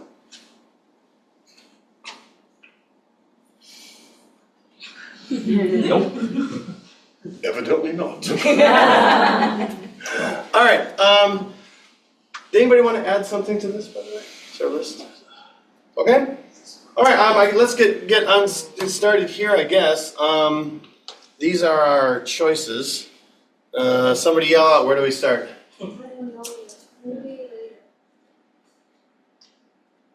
Gesture chance. What? Gesture chance. Gesture chance. Okay, we'll do that number 1. All right. Done. Number 1. All right. All right. Jan did the gesture chance, so you're going to be joining me up here. Do you know the gesture chance for Think We Read? Do you know the one for book 2, the anchor chant? Gestures. Is it gesture? Yeah. Yeah. You don't know? Yeah. Yeah. You don't know that? We were just making them up. That's fine. And that's fine too. You can make up your own. Ship. Yeah. Lunch. Where is it? Huh? Where is it? Satomi, would you mind popping up here and look real quick here? I think there is a video. There is a video. Satomi from like 8 years. We're remaking a lot of videos now. So like we're adding our stuffs in front of the camera to help make it easier for people. So this will be coming. So yeah. What's that? Ginger wants to do it too? All right. Actually, I can use the iPad for this. Ta-da. Okay, let's start with just the flashcards then. Yes. Pre-order them? No. We'll just do it randomly for now. Do you know all the gestures for 2? All right. Hey everyone! Welcome to Think, Read, Write 2, Anchor Chant. Here we go. Ship. Ship. Stand up. Lunch. Lunch. Dolphin. Dolphin. R, car. R, car. Pink. Pink. I don't know. Brother. Bath. Whale.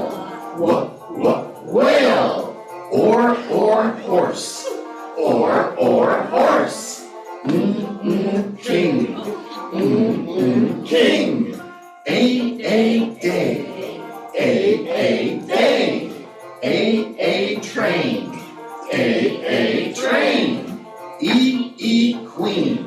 E queen. Eat. Eat. I, night. I, night. Boat. Boat. Boat. Window. Window. Boot. Boot. Sister. Sister. Girl. Girl. Purple. Purple. Foot. Foot. Ow, house. Ow, house. Ow, cow. Ow, cow. Oi, boy. Oi, boy. Oi, toilet. Oi, toilet. Good job, everyone.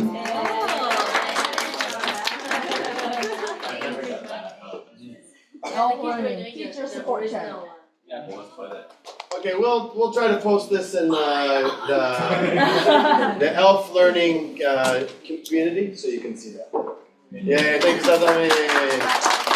All right, so that's one anchor chant, and then the other one, of course, is actually we have that one too. That one. Where's that? That one's. Didn't we do one with you and I both? Yes. Yeah. There's one with Sadami. In front of the, Oh, yeah. in front of the poster, in front of the actual. Yeah. Yeah. There's another one where we use the green screen. Oh.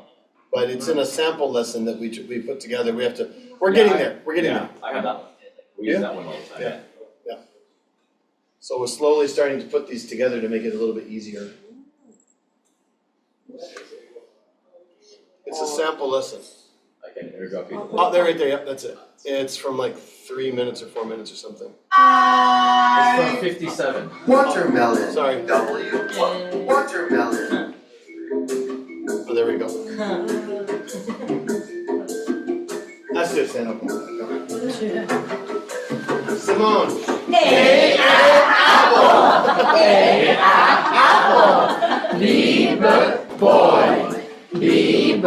Boy. C. Car. By the way, when you're doing it with when you're doing it with your students, be sure that you're a really good example. Make sure you're kind of talking over it and showing them your mouth. C.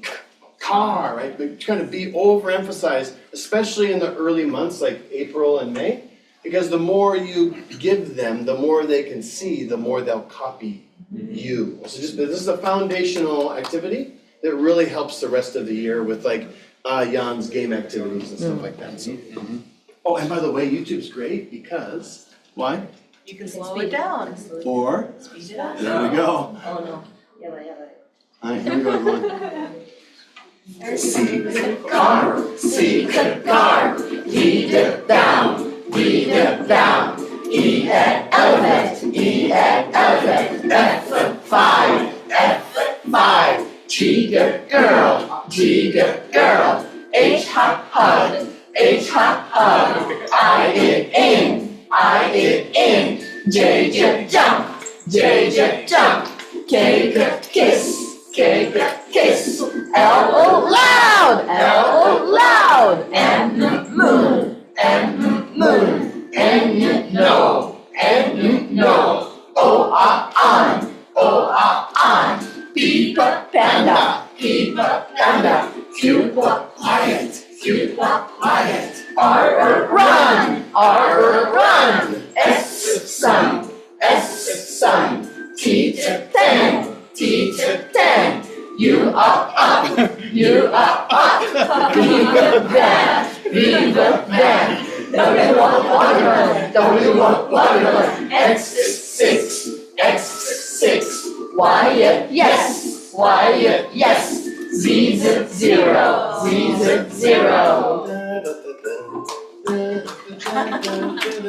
All right, thank you, Jan. Please, You know, if you pause it just right, you have her right at your butt. Wow. I farted a Satomi. Yep, kids love it. Just Satomi. If you pause it just right, then there's a little Satomi next to a big air. Like right there.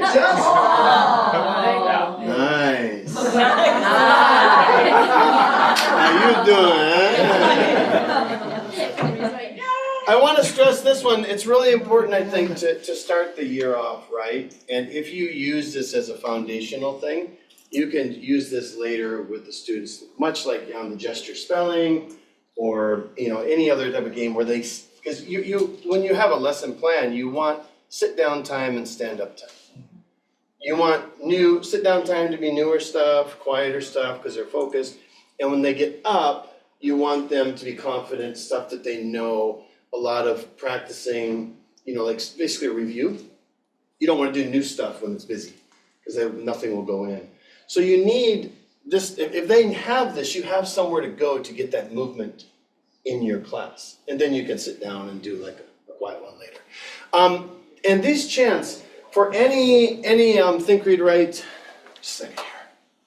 If you want to take any class, hold on just a second.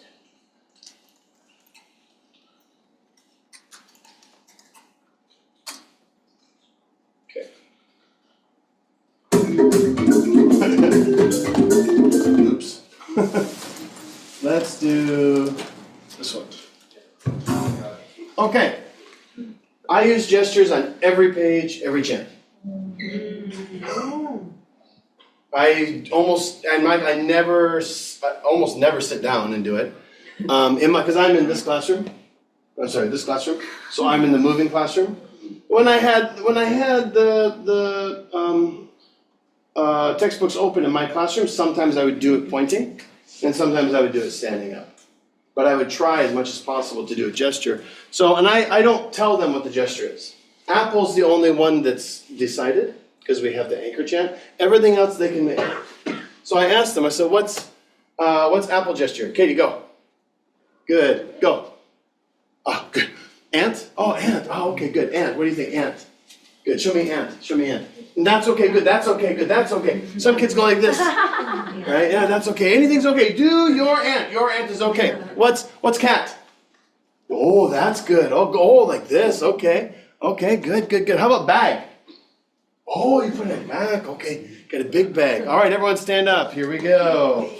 Now, this is gonna be hard because now you have to do the gestures and the chant. Good luck, and it's fast. Apple, ant, cat, bag, apple, ant, cat, bag, apple, ant, cat, bag, cat, ant, apple, bag, cat, and apple. Good job.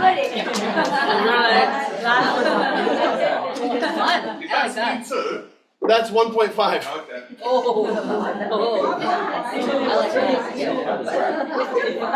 Yeah, I like it if you do it slower, kind of like this, right? Apple. Actually, slow is really good for the readers. But my recommendation is anytime, like if you have your textbook open, if you want to make the book more lively and more fun, get out of the chairs, get off the ground, and do the chant with it, right? Another thing, I don't have the photo today, but I did bring fly swatter. Here. Somewhere. Yeah. So, thank you.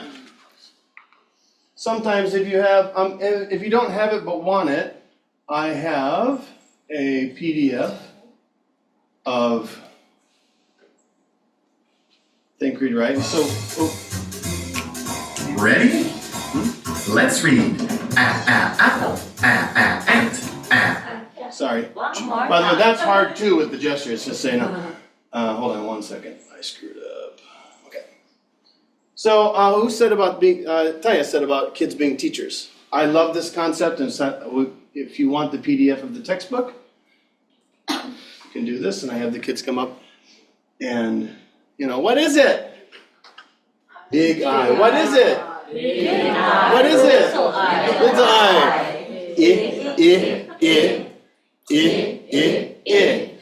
Big eye, little eye. So you get the point. The kid is directing, so you can change this each week. You give them something that's not going to hurt your screen or your TV. That's a good thing. This one here, you can go in. Itchy.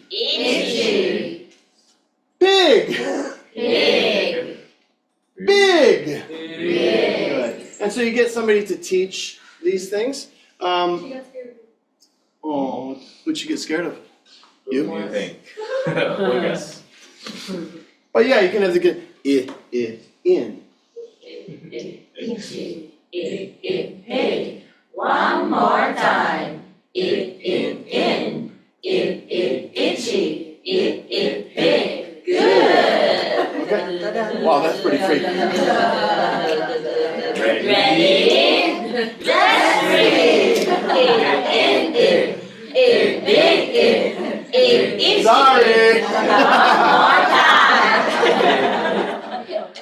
One more time. Just side note, because like you got kids who get excited about stuff and they'll do that. Yeah. What would you do to kind of bring it back into what you want? For what? For Like example, we'll get carried away. Kids get carried away. And I usually go over the top of them. Okay, sit down. I show them what they look like.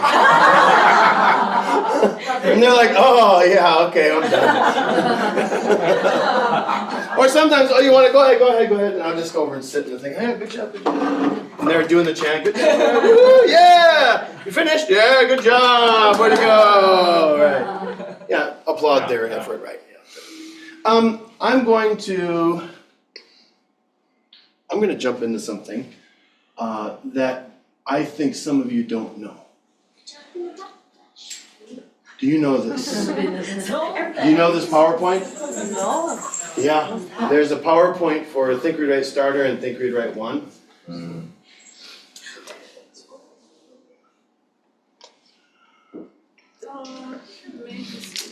I think I've mentioned it a few times in the group. Hold on just a second. Get my little thing jigbob in there. Okay, what's this? What's this? Good, just do the gesture. What's this?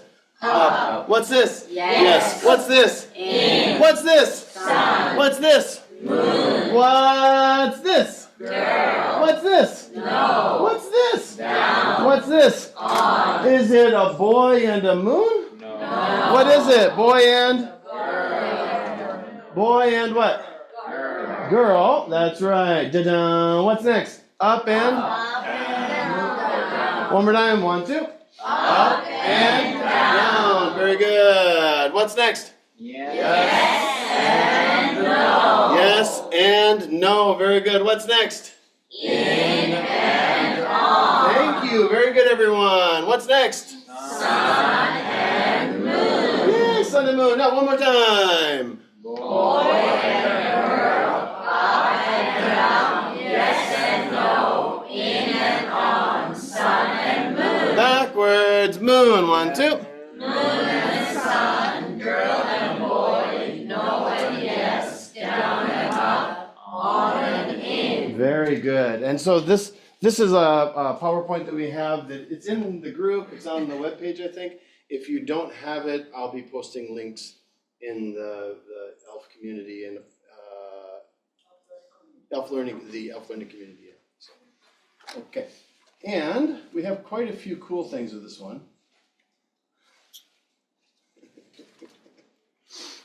Okay. There's a lot of cool sections. I'm just going to show a couple. What's this? That's right. Little A. Little A says? All right, let's draw A. Can we say it? 1, 2.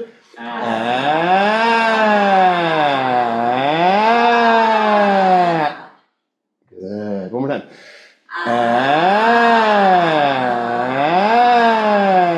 Very good. All right, what's this?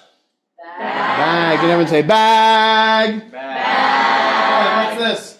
Cup. What? Cup. Can everyone say cup? Cup. Good. What's this?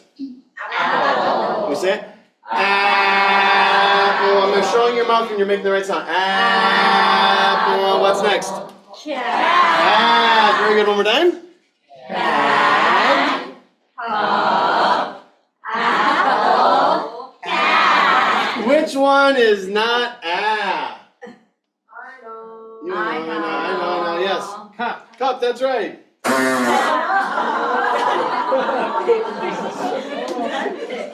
One more time. Which one? Cup. Everyone say bye-bye, Cub. Bye bye, Cub. See you later. See you later. Bye-bye. Very good. Ta-da. And we're going to do the next one. Okay, so this is a way for you. There's one of these at the beginning of each unit in the PowerPoint. What's this? Elephant. You've already done this. Like, show me your mouth. You're doing elephant.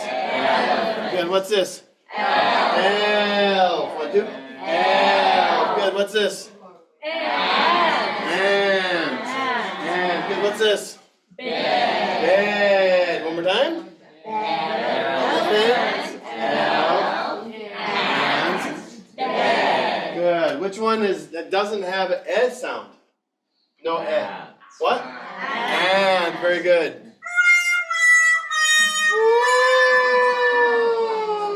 Okay. So this is part of it. Ta-da. What's this? You say it 3 times. Very good. We go all the way up. 1, 2. Good.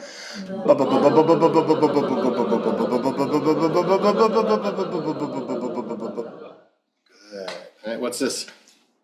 Boy. Elf. Bed. Black. One more time. What's this? Black. What's this? Bed. What's this? Elf. What's this? Boy. Which one has no elf? Good. Okay, and then we go through there, and then we're going to the letter B, and we can introduce the B and do what we did before. What's this? Blank paper. Boy. What? Boy. Boy. There's no boy. Boy. There's no boy. There's no boy.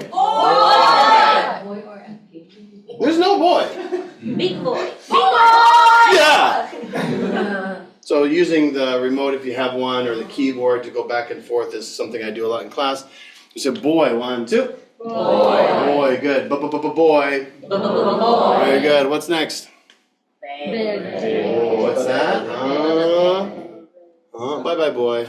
Good. Sorry. Screw that one up. What's next? Bed. Very good. 1, 2. Bed. Good. What's next? Black. What? Black. Black. Let's see. What's next? Black. Very good. 1, 2. Black. Very good. Black. Good. And then black. And what's the next one? Crab. What? Ah! There's a crab on the bed. 1, 2. There's a crab on the bed. Oh no. Oh no. Make a story good. All right. 1, 2. Crab. One more time. Crab. Very good. Very good. Okay. Oh no, there's a boy on the bed. Okay. Oh no, there's a black dot. Okay. Then there's a chant that goes like this. So this is in the PowerPoint. Ready? Ready? With a gesture. Let's read. Boy. Bed. Black. One more time. Boy. Bed. Black. Good.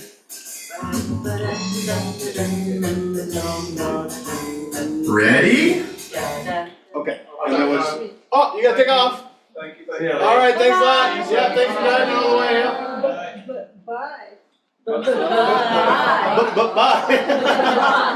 Bayonara. All right, so then because even as kids 1, they're starting to be able to read, especially if they've done starters, so you can help them. What's this? 1, 2. Crab. Let's read it to 1, 2. Crab. Is this a crab? No, it's not. Is this a crab? Yes, it is. And this is where I have kids do a lot of this. They figure out how to do this and they'll do it together. And then, okay, what's this? Boy. What's this? Boy. Good. What's this? Boy. What's this? Boy. What's this? Toy. Which one is it? 1, 2, or 3? 2. That's right. Oh. Come back. Come back. Good. One more time. Come back. Come back. Please. Come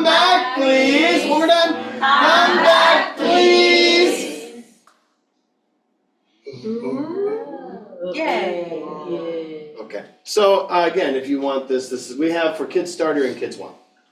Okay, so we have these, and you don't have to, they're free as well, so. Ta-da! Okay. Sample reader's lesson, ta-da! Okay, thank you. Who uses the readers? Okay, there are a million ways to do this. There is no right way, but the key, what is the key point of the readers? Put everything together. Yeah, I mean, it's context for the vocabulary. You know, you just have words and things, right, they're just words. There's no context around them, there's no grammar, there's no story, there's nothing interesting. It's just words. But now there's a story.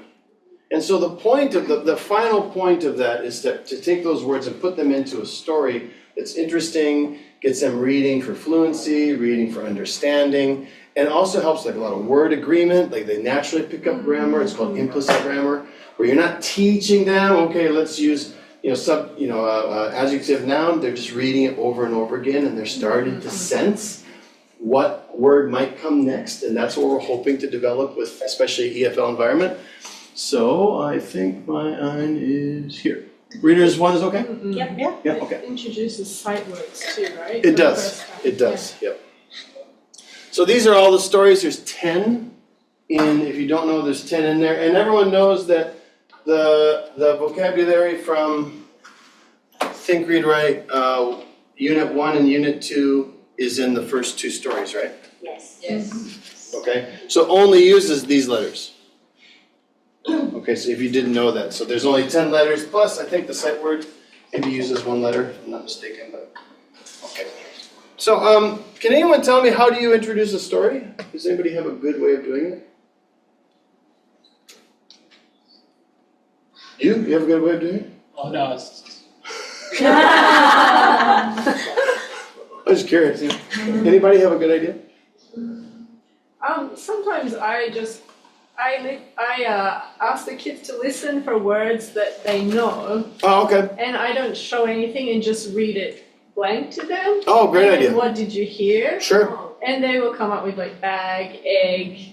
Excellent. And this, and then like move on, maybe look at the picture, and then it's like, like comes together like that. So no words. Excellent. Just Excellent. And I mean and it was designed to move from here to here. But what you're talking about is starting with the audio only and then working backwards. Fine. There's actually changing it up sometimes is probably a good thing. If you do it the same way, it would probably get boring for the students, but doing something new or different would be good. So it's designed to help them blend, because we talked about that before. They might be able to say but getting those words to blend together and say up is still difficult for some kids. So they go through and they blend this. So what I might do is take my finger and doesn't Ruthie use little pointers? Oh, yeah. Have you guys seen that? Ruthie Ida has got little caps with like fingers or hands. And it's super cute and a little freaky. And she puts them on her kids' fingers, right? And she has the books open. What? On the pencil, sorry, on the pencil, yeah. They go on the pencil. And that points, that's what it is, right? And then she's like, up, up. And but the kids are, because it's a little cute little finger.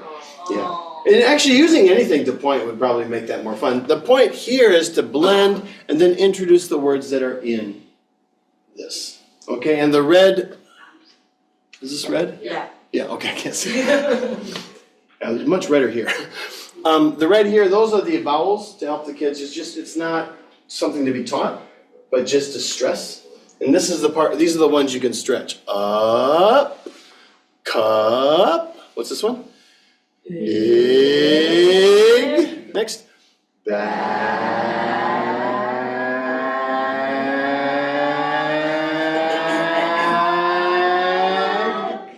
Good. Add these things to make it fun. Rather than just like, do something different, right? 1, 2.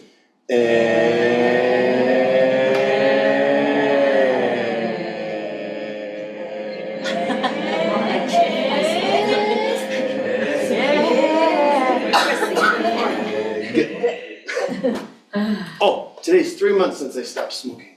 Now I can do that. Yeah. And then kick. So if you have some fun with this, the point is the kids are becoming comfortable with, they're looking at the text and they've got separation there and then they see them together. And so they're blending. Thank you. They're blending together, right? And that's because over here they're going to be reading more fluently, faster. But this is just in isolation. So this will build some confidence for early readers especially. This is just reading whether or not they can read and understand in a match. Okay? How do you do that? Just like quietly, or do you use it out loud? Out loud? How do you do it, Sato? I mean, do you have them just go, or do they say like, bag? Yeah. So they say the word as they're writing. And so that's, if you do it here and you go, bag, cup, egg, up, kick, big. And so they're stretching the vowel when they're doing it. And that's what we were saying before. If you're always, every time you're drawing or tracing or anything, you're saying the sound, the kids will naturally pick it up and they'll start doing it for more than that. This is the sight word, so we point out and we tell them, well, these are words you just have to look at and remember. So we practice a couple times, then we ask them to count, right? So how many do you see? How many big A's or little A's do you see? And they can underline. Do you circle sometimes or just underline? Underline. Yes. Yes. Underline only? I do both. You do both? So for example, Underline only? yeah, with that story, Hmm. one they underline, the other they circle. Oh. I do that too, yeah. Yeah. Some kids were really confused, they can't read between the two if they're weak readers. Okay. Like when they count. Sure. It's difficult to count. Well, that makes sense. That makes sense.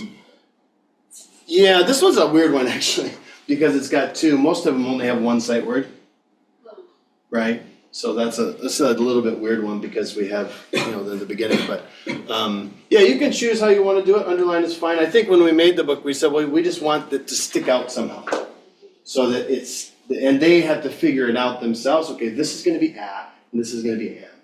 And so when they're reading the story, they can see it visually, is what we thought. Yeah, and then over on this side, actually, I had this up here. Do you count the title as well? Do you count the N in the title? That's a great question. Do you count the N or the in the title, or do you skip the title? That's a great question. And I let them ask me without me telling them. And I said, how about this on the title? And I said, sure. Yeah, I don't think. It's okay. Yeah, if they count it, they count it. If they don't, they don't. Just make sure if the kids' numbers are different, make sure that the class has decided whether or not to count this. That's it. Otherwise, they'd be like, oh, I only have 4. Oh, where's the other N? And we don't want them to do that. All right, so early on, we're reading with them. I like to read with them, like nice and slowly, build up some confidence. And that changes as the kids get better. As they listen more and they're working at home more, they don't need as much help, but we want to be there and help them in the very beginning. So we're like, I like to make every story be an action. So what I'll do is like, a bag. A bag. A big bag. A big bag. A cup. A big cup. A big cup. What's next? An egg. An egg. A big egg. A big egg. Kick a big egg. Good.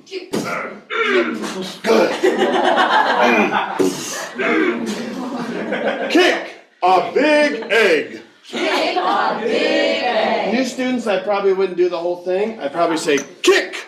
Kick. A big egg. A big egg. An egg up. An egg up.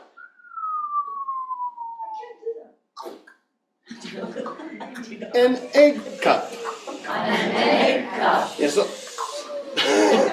acting out the story the best you can really helps them. It's not just a story then, it's an action. So you can move from this to this to this, you read it carefully, and then you can stand up and have some fun with it. I wrote up a couple things here. Switch reading, backwards reading, and sentence sit. So these are 3 activities that I do in my classroom. Children. Give me that leg.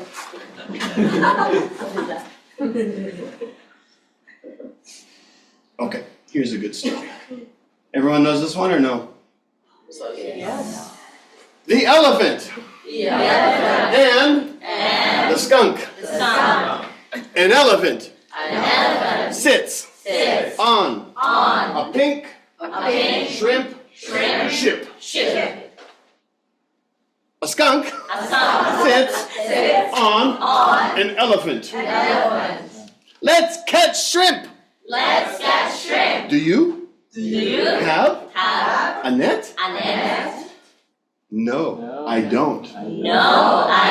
But it's not there, but I'm just saying it's not there. I have a trunk. The elephant dunks its trunk. Dunks its trunk. Splash. The elephant has a big pink shrimp. So acting it out is. Down here, are you okay? All right, so switch reading. Taya, will you just switch reading with me? Okay. These are more fluency exercises. So once you've got to this point, you don't just read it. Okay, next story. Let's have fun with it. Okay. Switch reading is I have these. Here you are. Here you are. Thank you. My reading partner. We're going to switch on every sentence or switch on every word. Okay. So I'll show you both. Okay. Do you want to start? Okay. Okay. The elephant and the skunk. An elephant sits on a pink shrimp ship. A skunk sits on the elephant. Let's catch shrimp. Do you have a net? No, I don't. I have a trunk. That's one way. So and this is great for pair reading. I actually usually give only one. And that way they have to work together.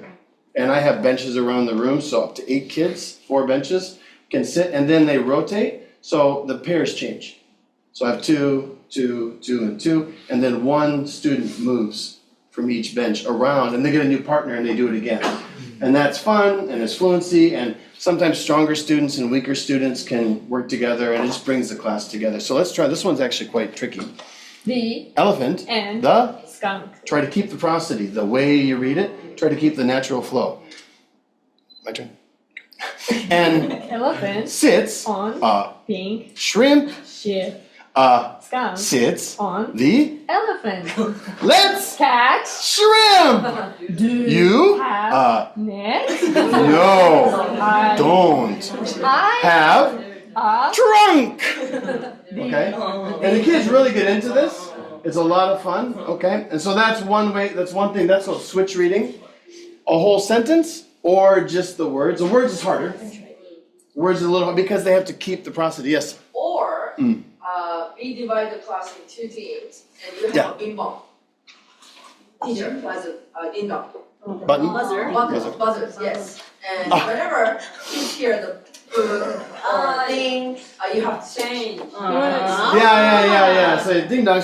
So you'd be like the elephant and the skunk, an elephant, and break it at the phrase. Don't break it randomly, okay? An elephant, subject. Sits, verb. On, you don't want to say on, up, you want it to flow. So the elephant, ding dong. The elephant sits, ding dong. Okay. The elephant sits on a pink shrimp, ding dong, maybe ship. So challenge them a little bit, but try not to do it every other word, or it gets too difficult for the kids to go back and forth, right? Good. Sometimes I push the button in the middle of the word, the long word, elephant. Elephant. Yeah, someday I'll try to do that. Good. You have to really listen to it. I'm going to have Taya and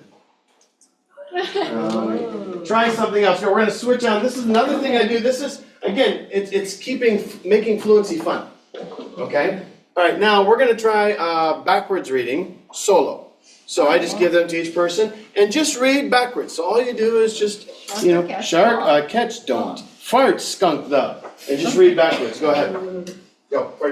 Both of you. Not a team. Just individually. Yeah, go. Okay. Shark, a catch dawn. Farts the skunk, snaps the shark. Snaps shark the. Snips shark the. Shark, eats. It's dog, elephant, the. Car, a catch dawn. Or a catch dawn. Skunk, the yells. Car, and it's splash! Dunks, elephant, the. Ding dong! All right, so that's funny, and it's funny because the kids start cracking up, and there's a reason for it. It's because it sounds weird. Why does it sound weird? The word order is wrong. Because the word order is wrong. You're not supposed to say skunk the. It's the skunk. Everybody knows it's the skunk, and that's how they're building up this natural fluency. You're not teaching it to them, but they know it sounds weird because they've never heard. We erased it. Those sounds together. What was that weird word, right? Now, try it again, but this time switch reading backwards by word. Go. Okay. Cracks. So, here, this one. Start with This is what we're talking No. Can So, I go shark. first? Catch, yeah. dawn, right? Yeah. Oh, Lord. I thought you meant each word. Each word, read it backwards. That's impressive. Workshop. Okay. Shark, catch, don't. Farts, skunk, the. Snaps, shark, the.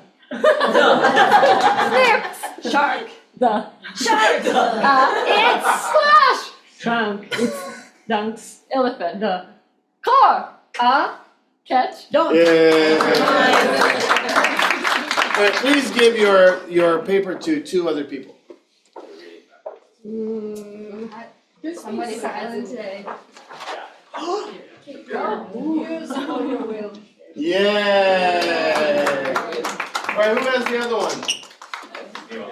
Oh, okay, Mia. All right. I want you to both stand up, please. Okay. This is called the sentence sit. Okay? Every time you read a sentence, you sit down. Then you read one more and stand up. Okay? So, I don't have. An elephant sits on a pink shrimp ship. A skunk sits on the elephant. Let's catch shrimp. Do you have a net? And stand up. Go. Back and forth. No. Sorry, just individual. Sorry. My bad. An elephant sits on a pink shrimp ship. A skunk sits on the elephant. Big voice. Let's catch shrimp. Good. Do you have a net? No, I don't. I have a Thank you. So they're reading and they're developing fluency and they're having fun and they're moving. So reading doesn't have to be stationary and quiet. It can be active and you can do things to make it more interesting. Another thing I can't do here because of space is I do running. Like when I'm introducing a story sometimes, I might have it. An elephant sits on a pink shrimp ship. And the kids, an elephant, okay, one more time. An elephant sits on a pink shrimp ship. Go! And they run to the other end of the room. But they're not reading. This is just to develop prosody. This is just to get them to hear and say the language in a natural way. Now, obviously reading is a goal, but it's not just reading. It's also being able to speak and hearing their own voices, speaking in English fluently. So there's different goals here. We're just using this content for a different purpose. Okay. Thank you for all the volunteers.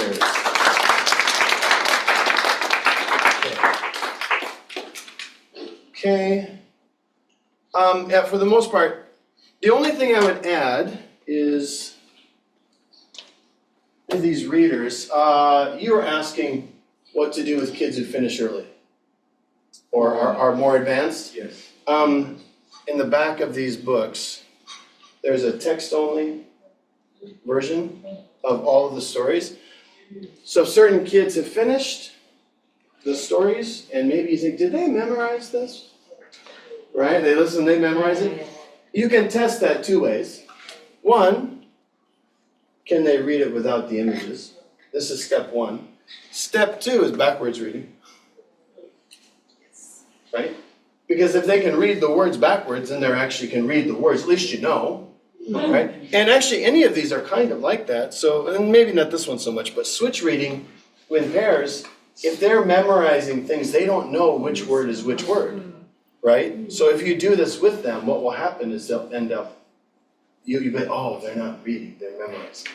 And so that'll help you as a teacher understand that. All right, a little extra challenge there. Is that okay for now, Simone? Something like that? Yeah. Okay? Yeah. Enough?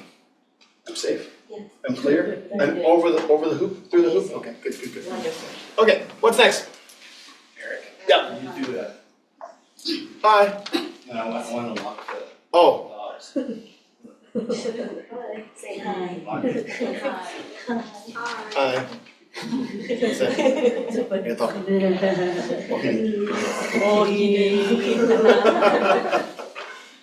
Okini, big hiza. Honmani. Homani. Okini. Big hiza.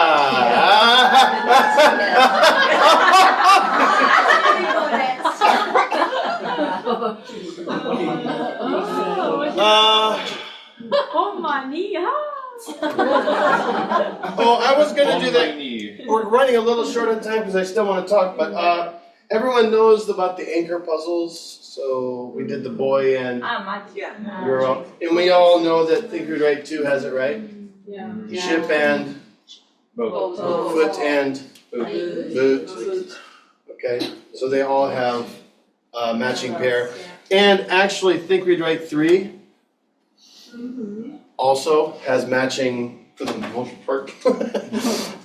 So they might have monkeys and gorillas, or slow and fast. And so they're gonna have, most of the words have dirty and clean, students and teachers, loud and quiet, clean. So most are fast and slow, gorillas and monkeys. And so we even Think Read Write 3, the sets in the units have matching pairs. So these are little puzzles that you can play with the kids. If you put down all, 8 of boy and then quiet, and then you shuffle through the cards and you're introducing the cards and you say, oh, there's a girl. Which one does a girl go with? And they go, a boy and girl, okay. A loud girl. Yeah. Look at it, use them all.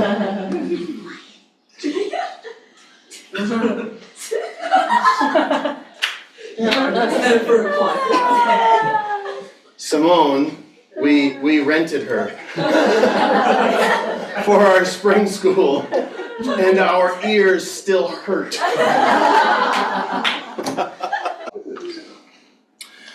All right, I think we're just about ready then, you guys. Thank you so much.